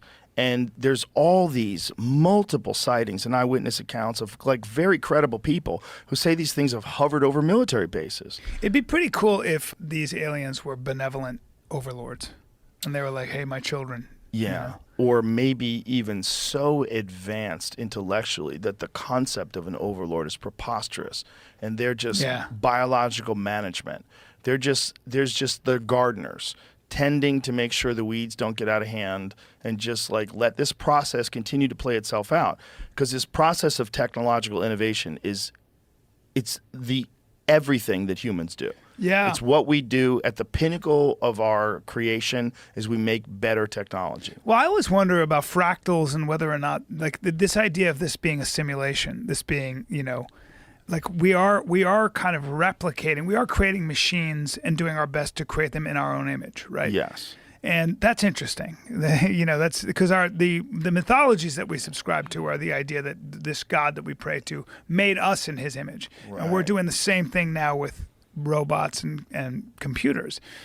And that's an interesting thing that we seem to have this sort of paradigm, this idea that's the scaffolding for the way we think, right?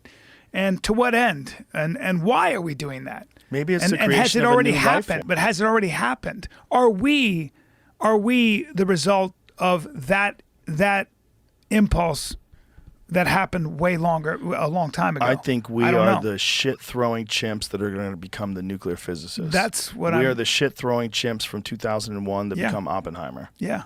Yeah, and then I think this thing that we become is integrated with technology. It's probably some sort of a hybrid.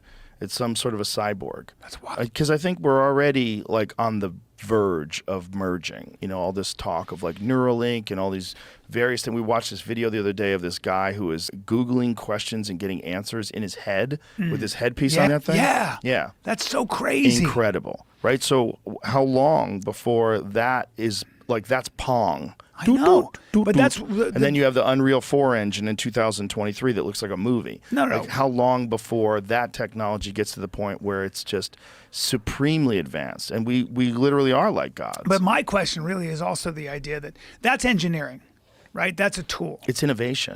But there's engineering. So there are two aspects to it. One is getting information faster and stuff, which doesn't get you closer to truth, but it gets you information faster. There are endless facts. But more importantly, I always wonder, like, why we are given this. I really believe that human potential is pretty much infinite. Whatever you can imagine and beyond, we can do. And we are doing. We seem to be doing this. Like, think about how crazy that is. I can wear a headset and I can do things with my mind and look up the answer. Yeah. That's insane. That's magic. It's crazier than magic. But there's a way to measure that and quantify that and replicate that. So it's not magic. I can do it and I can tell you exactly how I get there, which is even crazier. So what is that leading us to? It is nudging us closer. It's like I think it's very significant that we're getting a better understanding of what it's like to be someone else. Yeah. We are. It's really hard to say that Yanomamo Indian or whoever it might be thinks about things differently than I do when I know so much about how all these human beings, like someone in Iran, someone in Jordan, laughs and cries and bleeds at the same thing I do. You know, it's being prejudiced based on what that person looks like over there is becoming harder and harder to justify. Where it was before we knew about that, we were like, well, those people over there are quote unquote savages or they're this, that, and the other thing. And I do think that we are getting a better understanding of what it's like to be each other and being nudged in the same direction. I'm not saying we don't become tribal. I think that's true too. But why? And it's interesting to think about where that's leading us to what understanding, and then when we have that understanding, what are we going to do about that? Right, and are we going to pull it together? And are the aliens here to make sure that we don't fuck it up? Yeah. That's the beautiful idea. The terrible idea is that it's all us. And then it's all a big ruse, and it's all just drones that we're doing because we don't want China and Russia to know about it. But we have insane propulsion systems that operate on gravity. And yeah, I think it is us. I hate to tell you. It seems like both. It seems like us, and it also seems like there's some shit that we just don't understand. And I don't know if those people are telling the truth. Because if the people that are telling the truth that there's biological entities, and this is what Jackie Gleason said that Nixon told him. And Nixon took him on they were drinking. You know that famous story? No. Who knows if it's true? It's a legend. But the legend is that Jackie Gleason and Nixon were drinking. And that Nixon said, you want to see some fucking aliens? And they get on Air Force One and they fly to some Air Force base and they go to a place where they have a crashed UFO and they have biological beings that are in freezers. And Jackie Gleason sees this. And Jackie Gleason, after that, has a house built in upstate New York that looks like a UFO. He became obsessed with UFOs after it. There was a house, it was actually for sale at one point in time. Yeah, so he has this house that he had shaped like a UFO. And this is like, who knows if this is a true story? Yeah. Right? Because it's like, it was kind of sort of disputed. His ex-wife told the story or something like that. I forget. I think that kind of thing is actually impossible to keep secret? No, I don't think so. Really? No, I don't you think so at all. Yeah. generations of government bureaucrats can keep something a secret? Sure, I don't they think so. tell the people at the very highest level know about it. It's very few people. It's all very compartmentalized. they're always- They monitor everyone's phone calls, everyone's emails, everything everyone does. Impossible. At a top secret clearance level, No way. Impossible. I don't think you're right. Totally impossible. You're definitely not right. I think it's impossible. Listen, man, they can keep secrets. When? People Which at high ones? levels of military can keep secrets. Yeah, but they're People always that- rotating out. They're retiring. They're dying. Yeah, they probably wind up fucking Hillary Clinton and a lot of those dudes. Hey, listen, dude. This is not the. That's a this is not verb. Conspiracy Social Club. It This might is as the well Joe be. Rogan. I'm not willing to relinquish the idea that they could keep that secret. Well, that's 'cause it's I think fun to it's- believe in. Yeah, but it's not just fun to believe in. It is possible. It's a physically possible thing to do, especially if you have the right people and they're indoctrinated in the right way with top secret clearance. And by the way, it's not like these people don't tell their friends, and it's not like there's a bunch of stories floating around, because there Right. are. There's a shitload of stories. That's what I'm floating saying. around. But why would you like? I would never keep that a secret. I'd be like, hey, Well, hey, here's- you got but here's fucking the thing. aliens. Here's the thing. When you have senators and congressmen who find out about this, and they find out that military contractors are the ones who have access to this stuff, because the back engineering program has to involve someone who has the capability of recreating this. So who would that be? That would be the people that make jets. If you got someone who's making you a stealth bomber, and you have a crashed UFO, those are the people that you want discussing like what kind of things you've recovered from a fucking alien crash, and can this be replicated? No, here's the problem with your I mean, whole don't theory. you know me, motherfucker? Because you don't man, know. You might be this wrong. Is you're wrong. No, No, no, no. this is Don't say you're wrong, this is because the you don't problem. know that This is I'm the wrong. problem with your theory. Ready? Okay, go ahead. I'm sorry, and I love that you want to believe in this, and so do I. But here's the problem. Okay. There's no law. There's no written law that says I'm not allowed to talk about aliens. And I mean at the top levels of clearance, like the most secret level. There is no world where if I'm a government official and I take a bunch of pictures and I come before Congress and I go, here's my evidence, I'm blowing the whistle, there are real aliens. You don't think they would go after you for I'd never go to jail. violating your top secret clearance? No, because it's not violating my top secret clearance. But it would because, be. Nope. I don't Because think I'd, you're I'd right. never go to jail for that. Because I'd be like, you're going to put me in jail for exposing what everybody wants to know? The whole world would be like, holy shit, you guys kept But this a that's secret? assuming that you have access to that material to extract There are enough it people who from would. wherever maybe not. Maybe those are the kind of people that wouldn't do that, Brian. Listen, You my fucking friend. communist. I don't like the way you think. I'm shredding your UFO No, theories. you're not. Listen, You think you are, but you're just using these establishment. You're allowed to talk points. about You UFOs sound and you like never your get in dad. trouble. You sound like your dad. Come on, man. First, You're tell me a Andy Schultz will CIA beat me up. stooge. And, You're a CIA I'll call my dad stooge, right now. And you're in here spreading propaganda to the faithful listeners. listen to of me. this Listen to me. There are no aliens, and if there are, we'd know about it. They supposedly do have something that crashed, and they supposedly do have biological entities that are on ice somewhere. This is according to these whistleblowers that work for the government. And now we're talking about it. I just don't know what's real. It's hard to know. And you talk about it, you feel like a moron, because it's like... There's got to be something out there. Okay, we got to assume there's something out there. Whether or not, I don't even know. Right, but should we assume that something's been here? Yeah. Yeah. Yeah. I think so. Yeah, they've been here. Well, I would come here if I was from somewhere else, and I was like, what? Imagine if you're like from some super advanced civilization that's completely abandoned war. There's no thievery. Everybody reads everybody's minds. There's no unfairness because they've worked all that stuff out, and it's just superior intellect because everybody's evolved for 1 million years past where we are now. And you get the opportunity to see what a breakthrough civilization looks like, right when they're figuring out nuclear power, right when they're figuring out flight and war and cell phones and shit like that. Like, that would be like you and I going back and going and visiting the real Wild West, like being in a gold mining town in 1830.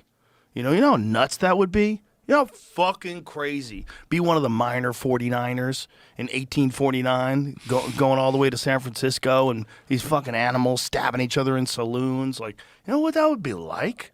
That's insane. The kind of barbarians that took a chance with wooden wheels getting pulled by a horse and went across mountain ranges to try to get to the gold. That would be like us going to visit that. Of course we would visit that. Of course. Like, if you had a chance to see what it would like to see Christopher Columbus land in the Bahamas, to see what that must have been like, of course you would want to see it. If you could go literally back in time and see primitive humans, Well, if they're just like us, but they're like us millions of years from now, of course they would want to visit us. It would be so interesting. You imagine if there was a planet where we could go, where we could see cavemen? We go. Would you imagine? Fucking Musk would get us in an hour. Yeah. But it's... Well, you can see guys making fucking arrowheads with flint for the first time and strapping them to sticks, giant fucking heads and big teeth, covered in hair, just figuring out tools. Oh, my God. We would be fascinated by those people. The way I think about it is, listen, since I'm a kid, we're talking about Martians and aliens, right? Since I'm fucking 6, 7, I've been hearing about this. The moon landing was in '69, so I was 6. So it started after that. Like, I heard more and more about it. So what you mean to tell me is in 55 years we haven't found out more information about it? We know. We know what's going on. We know. NASA's not stupid. They know something's out there. They play with us a little bit from time to time. But there's something out there, my friend. I think so, too. There's something out there. I think the other problem with the president knowing, can they keep things from the president? Of course they can. The president is only there for 4 years. And then he has to get in there again. And if he wins, he's only there for 4 more years. These fucking people have 30-year careers, 50-year careers in the intelligence agencies. They know. If they know something, and they've known something since, fucking Gerald Ford, why would they tell you? Why do you need to know? And We've already been hiding this from the population for so long. And those old-timers didn't need what's that when you have to sign something? NDA? NDA, like NAD, whatever the fuck. Yeah, there was no NDAs back then. There's no NDAs back then, so there was something to it. Yeah. There was something to it. You got that place in New Mexico. You got Hudson County, what we discussed before, with the Martians landing. You have all these places that have a higher volume. I wonder what's number 2 in UFO sightings. I wonder what's number 1. What's number 1? Is it Hudson Valley? Yeah, Hudson Valley by the George Washington Bridge, that whole thing. That's crazy. That's number 1. Them. I wonder what number 2, number 3, and number 4 is. It's interesting that a lot of them are over near where the ocean is. Because that's one of the big theories, that they have bases in the ocean. Because the reality of the ocean is no one's looking. If you have something on Earth, satellites can see it. Like if you have something that's in the middle of Nevada, in some deserted area, and you have buildings, satellites can see that. They can see the structures. So you have to hide them. But if you have something in the ocean, nobody sees anything. We've only explored, what is the percentage of the ocean floor that we have just explored? I think it's like 10%. I think it's somewhere around 10, maybe 20%. So that means that 80% of the ocean floor is undiscovered. We have no idea what's down there. And it's, a mile, 2 miles deep in some spots. If you're from a super sophisticated civilization that's millions of light years away, and you can come here instantaneously, and you have the ability to traverse in these what they call transmedium craft, which means they can go through air, go through water. It creates a gravity bubble around it and go through everything. That's what they think these things are doing. That's what they can go 500 knots underwater. Just like nothing we have could do that. And if they have bases under the ocean, it makes sense that these sightings are all near the ocean. It just totally makes sense. A lot happens in the ocean. That ocean's stronger than what you fucking think. Yeah. I love going to a beach and just sitting on the beach and watching the ocean. 2030. Seabed 2030, what they've mapped out? They've gotten 30% mapped. They're trying to get the whole thing done by 2030. Oh, really? Yeah. Oh, interesting. Oh, what if they find a base? Yeah. So what if they get down there and they find bases? What is all that stuff? What are those lines? I'm guessing that's where they probably sent their drones. Probably. Oh. Looks like a pool scrubber. It just Oh, goes. that's crazy. Holy shit. So they're scouring the ocean floor to try to get them. That's why the aliens are going to come out. Wow, that's Hawaii. Whoa. Oh, that's not Hawaii. Hawaii's over here. It is? Yeah. What's that? What are those islands in the middle? Oh, is that Catalina? And shit, yeah. Oh, I see. Oh, you were zoomed in. Yeah. Oh, okay. I was trying to see what this stuff is. Oh, I see. I think these little light-colored brown spots are what's sticking up, and the rest of it's underneath. You paying attention at all to 3-Eye Atlas? Are you watching there's the comet? Yeah, whatever it is. Yeah. I mean, one thing I can say is look, if I was aware of any evidence of aliens, Joe, you have my word. I will come on your show, and I will reveal it on the show. Okay. Yeah. That's a good deal. Yeah, it's a pretty good deal. I believe you. Yeah, thank you. Appreciate that. I'll stick. I keep my promises. So, all right. Yeah, I'll hold you to that. Yeah. Yeah. I'm never committing suicide. To be clear, I don't think you would Also, either. on camera, guys, I am never committing suicide ever. If someone says you committed suicide, I will fight tooth and nail. Thank you. I will fight tooth and Thank nail. you. I will Thanks, not brother. believe it. I will not believe it. The thing about the 3-Eye Atlas is That's it's a hell of a weird. name, actually. Yeah, it's a It third. sounds like Third interstellar. Eye or something. Yeah, it does. 3-Eye is third. It's only the third interstellar object that's detected. Okay. Yeah, Avi Loeb. The Third Eye Atlas. Yeah, Avi Loeb was on the podcast a couple days ago talking about it. Yeah. And, it could be aliens. I don't know. But apparently today yeah. they're saying that it's changed course. Did you see that, Jamie? Avi Loeb said something today. I'll send it to you. I know it's on Reddit. Here you go, Jamie. I'll send it to you right now. It's fascinating. It's fascinating also because it's made almost entirely of nickel, whatever it is. And Yeah. the only way that exists here is industrial alloys, apparently. There are definitely comets and asteroids that are made primarily of nickel. In fact, really? Yeah. So the places where you mine nickel on Earth is actually where there was an asteroid or comet that hit Earth that was a nickel-rich. Wow, and it left nickel-rich a giant meteorite. nickel-rich deposit? Yeah, that's it's coming. Those are from impacts. So you definitely didn't want to be there at the time because anything would have been obliterated.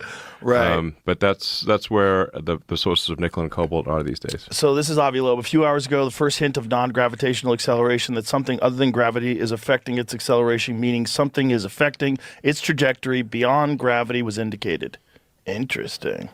Dun, dun, dun.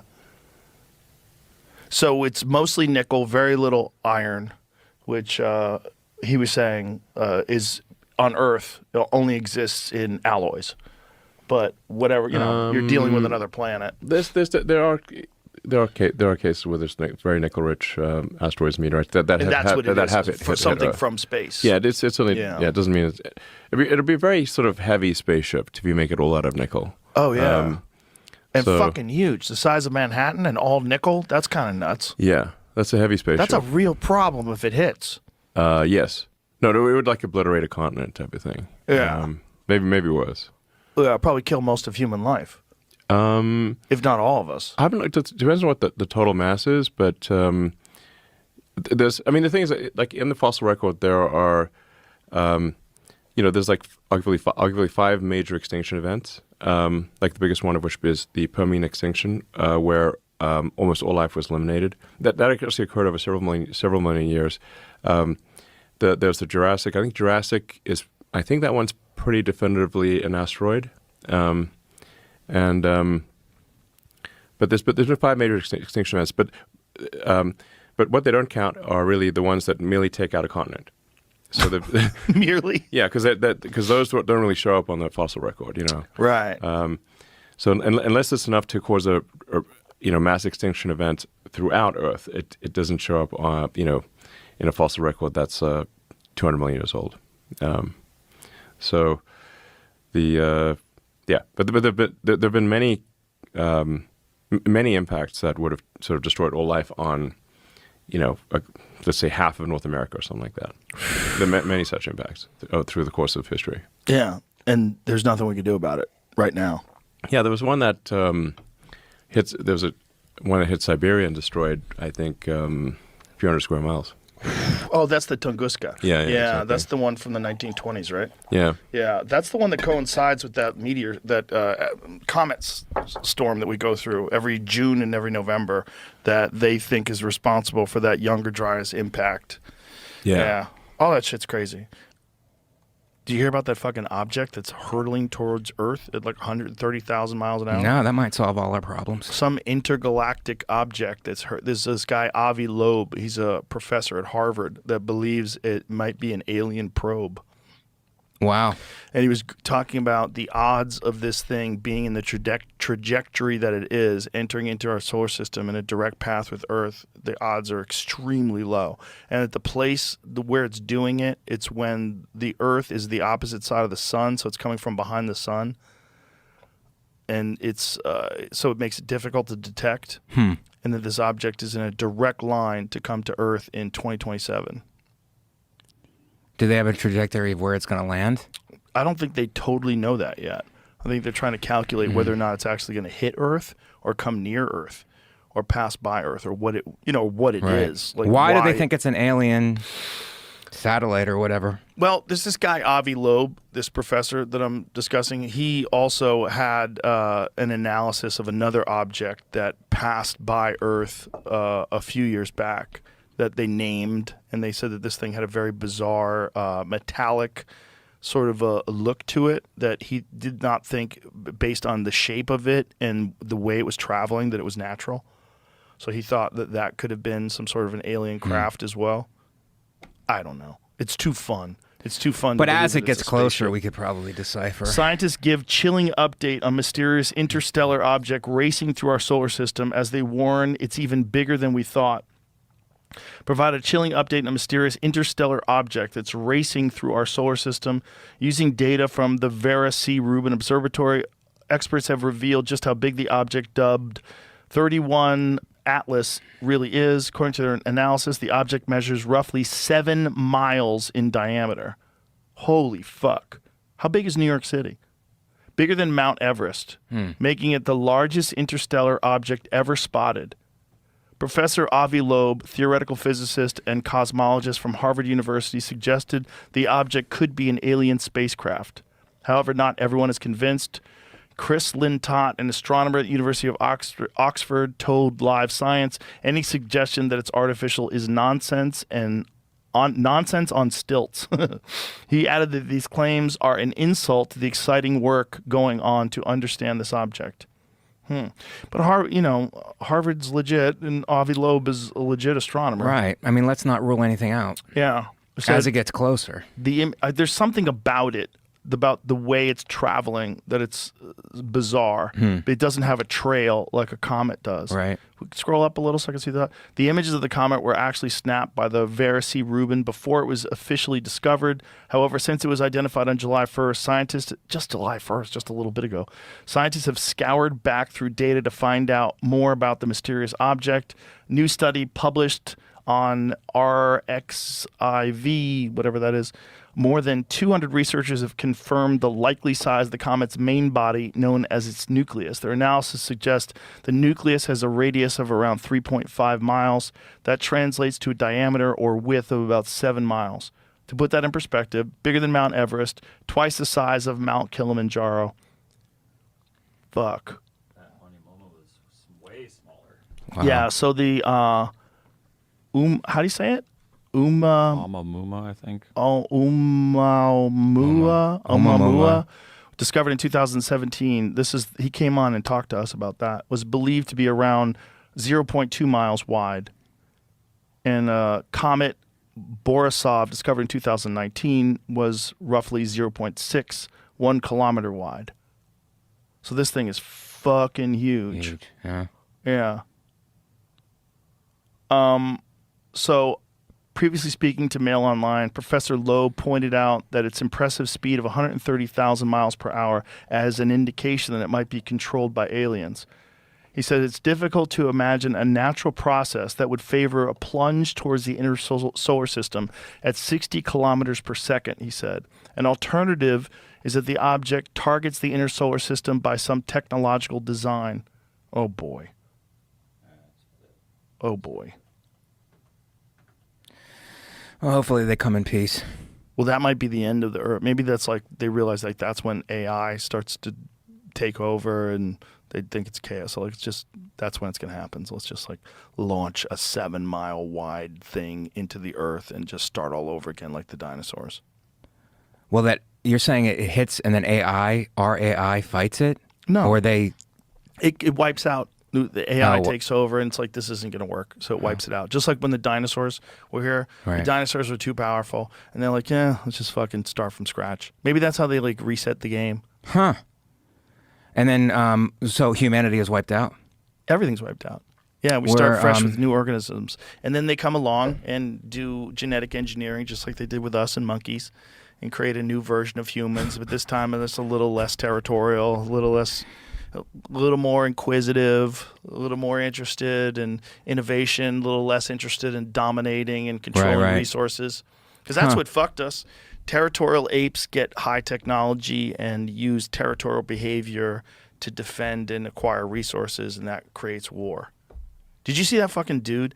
There's a dude who, this is a crazy story. Mr. Ballin and Tom Segura was on Mr. Ballin, and Mr. Ballin explained this thing that happened. I forget what year it was. It's in the 70s, I think. Okay, so this Mexican pilot was flying, and in the middle of his flying, he got confused. He didn't know what the fuck happened. He fell asleep, and he woke up, and he was over the ocean. And he's like, how did I get over the ocean? This doesn't even make any sense. And the amount of gas that was missing from his plane didn't make any sense that he was able to get this far.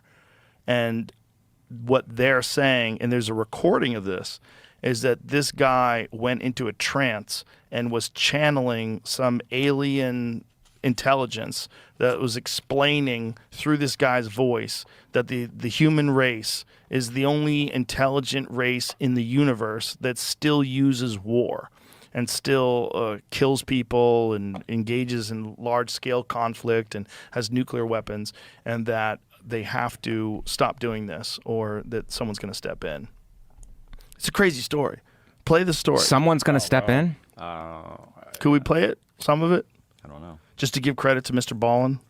I'll try. Well, now I have to find the video. I was looking for that. Well, everybody should just go to it. If you just tell me how to go to it, I'll just drive people to see it. His Instagram account with Tom, but he's got a really good YouTube channel too, where he goes into all sorts of wild stories like this. Yeah, but this was a great one. And then there's an actual audio recording of this guy saying this. Here, I'll send you the audio recording, Jamie. If you can't find it real quick. I sent it to Tom. After I saw Tom on the show, I was like, I go, that's fucking crazy, man. And he's like, dude, wild. And then I sent him this. I said, did you know there's an actual recording that you can listen to of the guy saying this? So if you go like halfway into it, you got it? Oh, you got it. Okay. So a certain distance into it, you hear the guy talking in this very bizarre, monotone Spanish. Was there a UFO? Like, why did they show that UFO, that fake UFO? Making a video to watch to keep you interested on YouTube. Oh, keep me interested. I'll be interested anyway. Here it is. Yeah, let me hear it. He is speaking, but he does not know. The equipment is too primitive. This is the only way to convey. Lower that a little. A microphone. The equipment is too primitive. This is the only way to convey their message. After almost an hour, the beings would release the young aviator pilot from his hypnotic state and return control of the plane so that he could receive instructions. And at the same time, he managed to land at the Acapulco airport. Interesting. You know, that's the thing. Like, if there was a unique event where something happened and an alien race did interact with human beings and then never again, no one would believe you, even if it was real. If it was that's the problem with like unique events. We base reality on what we experience and what everybody else experiences on a day-to-day basis. Right. What we have evidence of. But if something happened that was completely unique like that, where they said, like, this is the only way we can communicate. Their equipment is too primitive. Right. We'll just take over this guy's mind and have Right. him say it. Like, who was ever going to believe that? I guess that's the quote translated. Okay, the alien message that spoke through Rafael Pacheco Perez to the air traffic controller, it says, he speaks because he is ordered to. That is, it is his voice he speaks, but not of his own free will. We use it as a microphone. No matter who we are or where we come from, it is enough for you to know that we are beings of this universe where you belong. Our planet is many light years away, but we are physically equal. I repeat that all races in the universe are physically equal. You are not alone in the universe, and there are other races that are far away from you, and we are watching you. But he said more than that. No, for sure. What is the full extent of his quote? Because he said something about you're the only race that still engages in warfare. I want to believe it. I want to believe it so bad. I don't. I definitely think there's other life forms out there. I do and too, they're but I more don't know what advanced. really happened. Yeah. I really wish I knew. I mean, I really But this wish I guy knew. did fall asleep while he was flying a plane, so can we really trust him? Right, and he did wake up over the ocean. But if he did wake up over the ocean, it doesn't make sense that he got over the ocean, if that's true. Right. Explain that. Like, how did he get there? Yeah. What'd you do? Did you take over the plane, move it with your spaceship? Why'd you put him over the ocean? So if he crashed, he wouldn't kill anybody? Right. Why'd you do that? Like, what is all this? And what's the thing with the gas being gone? Right. Because I guess they, like, picked it up and took it. Huh. I don't know. We are watching you. What else does it say? To everyone's surprise. Issued a certificate stating he was in perfect health and had not consumed any drugs. It ruined his career, and he never piloted a plane again. Wow. This is his first solo flight, too. Whoa.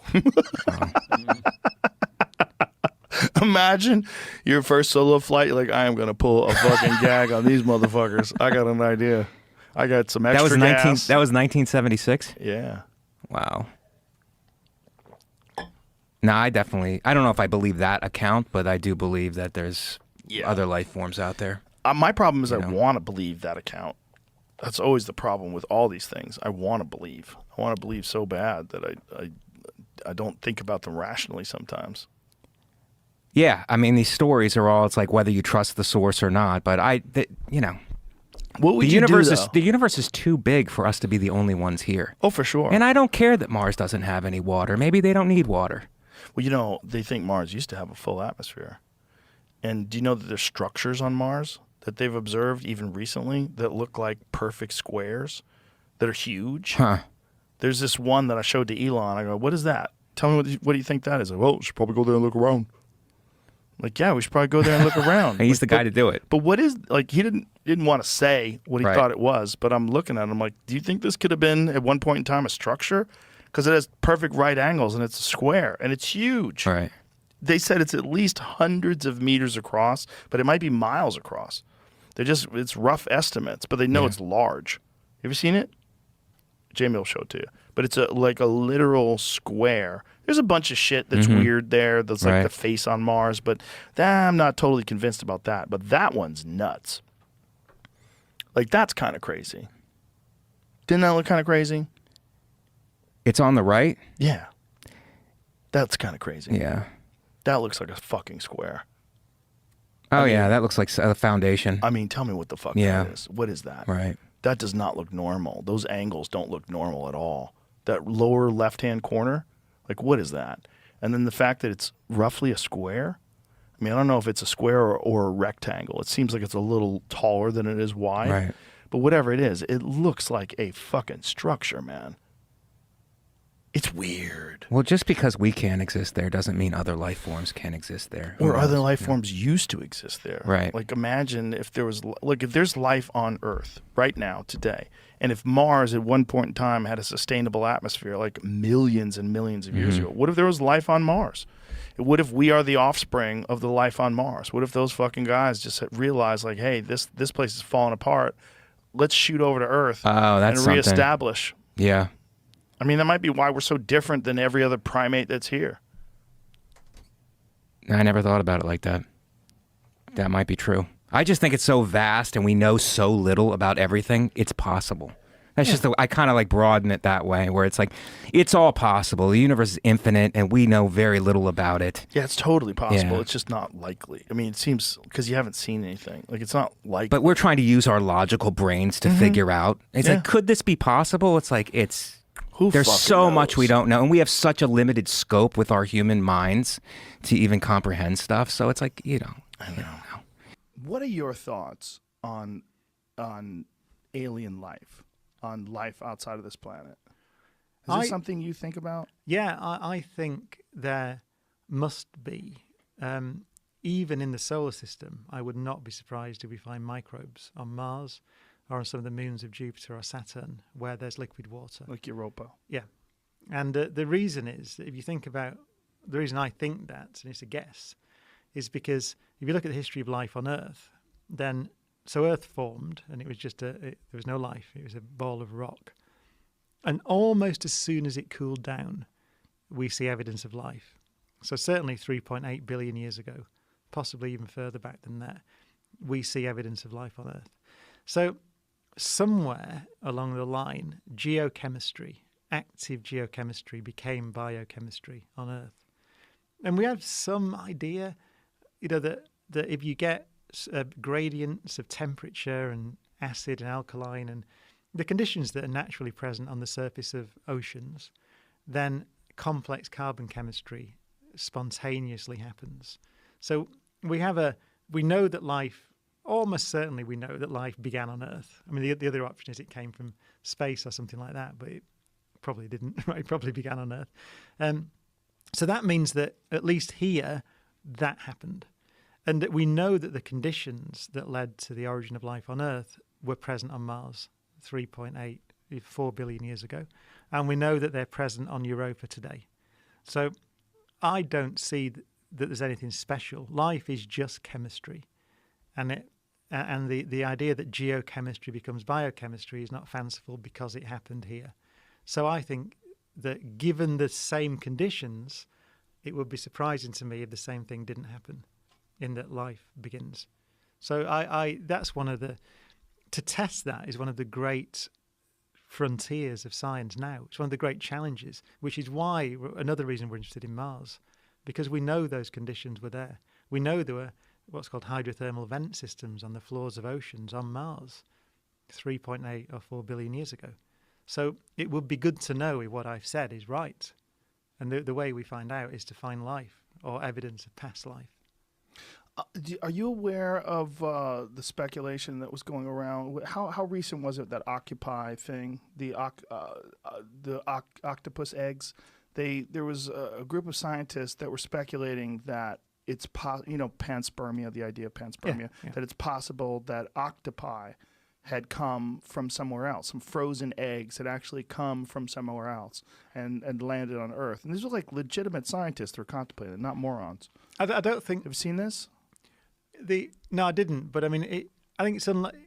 So panspermia doesn't have to be unlikely. Right. I mean, for example, you might have seen the other day we found an Earth rock on the moon. Yes. Right. Well, it's back on Earth now because the Apollo astronauts brought it back, didn't they? It's 4 billion years old or something like that. One of the oldest rocks ever found. Yeah. Right. So we know that material gets transferred between planets. And so it's not inconceivable that microbes could survive that journey. Right. We know that microbes can survive in space, for example. So that isn't mad. It's probably unlikely, but it's not mad. But with the octopus, I hadn't heard that. But the thing is that the octopus is still extremely similar biologically to us. I mean, the differences are negligible. Yeah. So it's still got the same energy system with the things like ATP and DNA and all that stuff.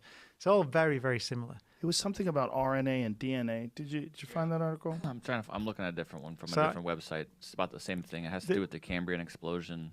And there were 33 authors on a paper that got published in the Progress in Biophysics and Molecular Biology that talked about this possibility. There are other people that disagree with it, though. Right. I mean, I suppose I haven't seen it. So I think it's unlikely because the octopus is extremely similar to us. So that suggests a common origin to me. That I suppose the counter argument you could advance would be there's only one way to do life. So you could say that actually, because the laws of physics and chemistry are the same everywhere. So maybe DNA is the only way to do it. So that's the way it gets done. Which is why they're so similar to us. Yeah, although so alien as well. Yeah, they're not, though. You know, that's the thing about an octopus. That's why I'm surprised about it, because they're not that alien. They're very similar. Well, they are in their abilities. I mean, their ability to transform their outer texture and their color almost instantaneously. Oh, yeah. I mean, they have incredible camouflage abilities that really don't exist in the mammalian world. Yeah, but on a cellular level, you look at an octopus cell under a microscope, and you wouldn't be able to tell the difference. Right. Between an octopus cell and a human cell. So the only way that would make sense is if all life comes from basically the same kind of building blocks and just varies depending upon the conditions and where it takes place. I'm guessing, but yes, that must be the only way you could sustain that, given that they're so similar to us, because they really are, biochemically, that's the only way it can be done, given the building block, the toolkit, the laws of nature and the elements and so on that we have in our universe. We have so many different life forms on our planet, but if we found anything that's remotely similar to what we have here on Earth on another planet, it would be such an incredible discovery. Like if we found a frog on the moon, I mean, the world would stop, right? I'd be very surprised if we found a frog on the moon. But I mean, if we found anything anywhere that is in any way similar, an insect on Mars. Well, this is... I mean, as I say, it'd be micro. I think it'd be single-celled things. And remember, I mean, you mentioned the Cambrian explosion. So that is what we do know about Earth is that although life began, let's say, 3.8 billion years ago, it wasn't until around 600 million years ago or so, or maybe at most 700, that you see any complex multicellular organisms at all. So for something like 3 billion years, it was single-celled alone. And that's one of the reasons why I would guess, if I had to guess, I would say that microbes would be common because life began very quickly on Earth. And I wouldn't be surprised if we find it on Mars. But complex life, multicellular life, insects, plants, intelligence, I would guess would be very rare because it took so long on Earth to get there. And it was just slime. About 3 billion years of slime. It was that was it.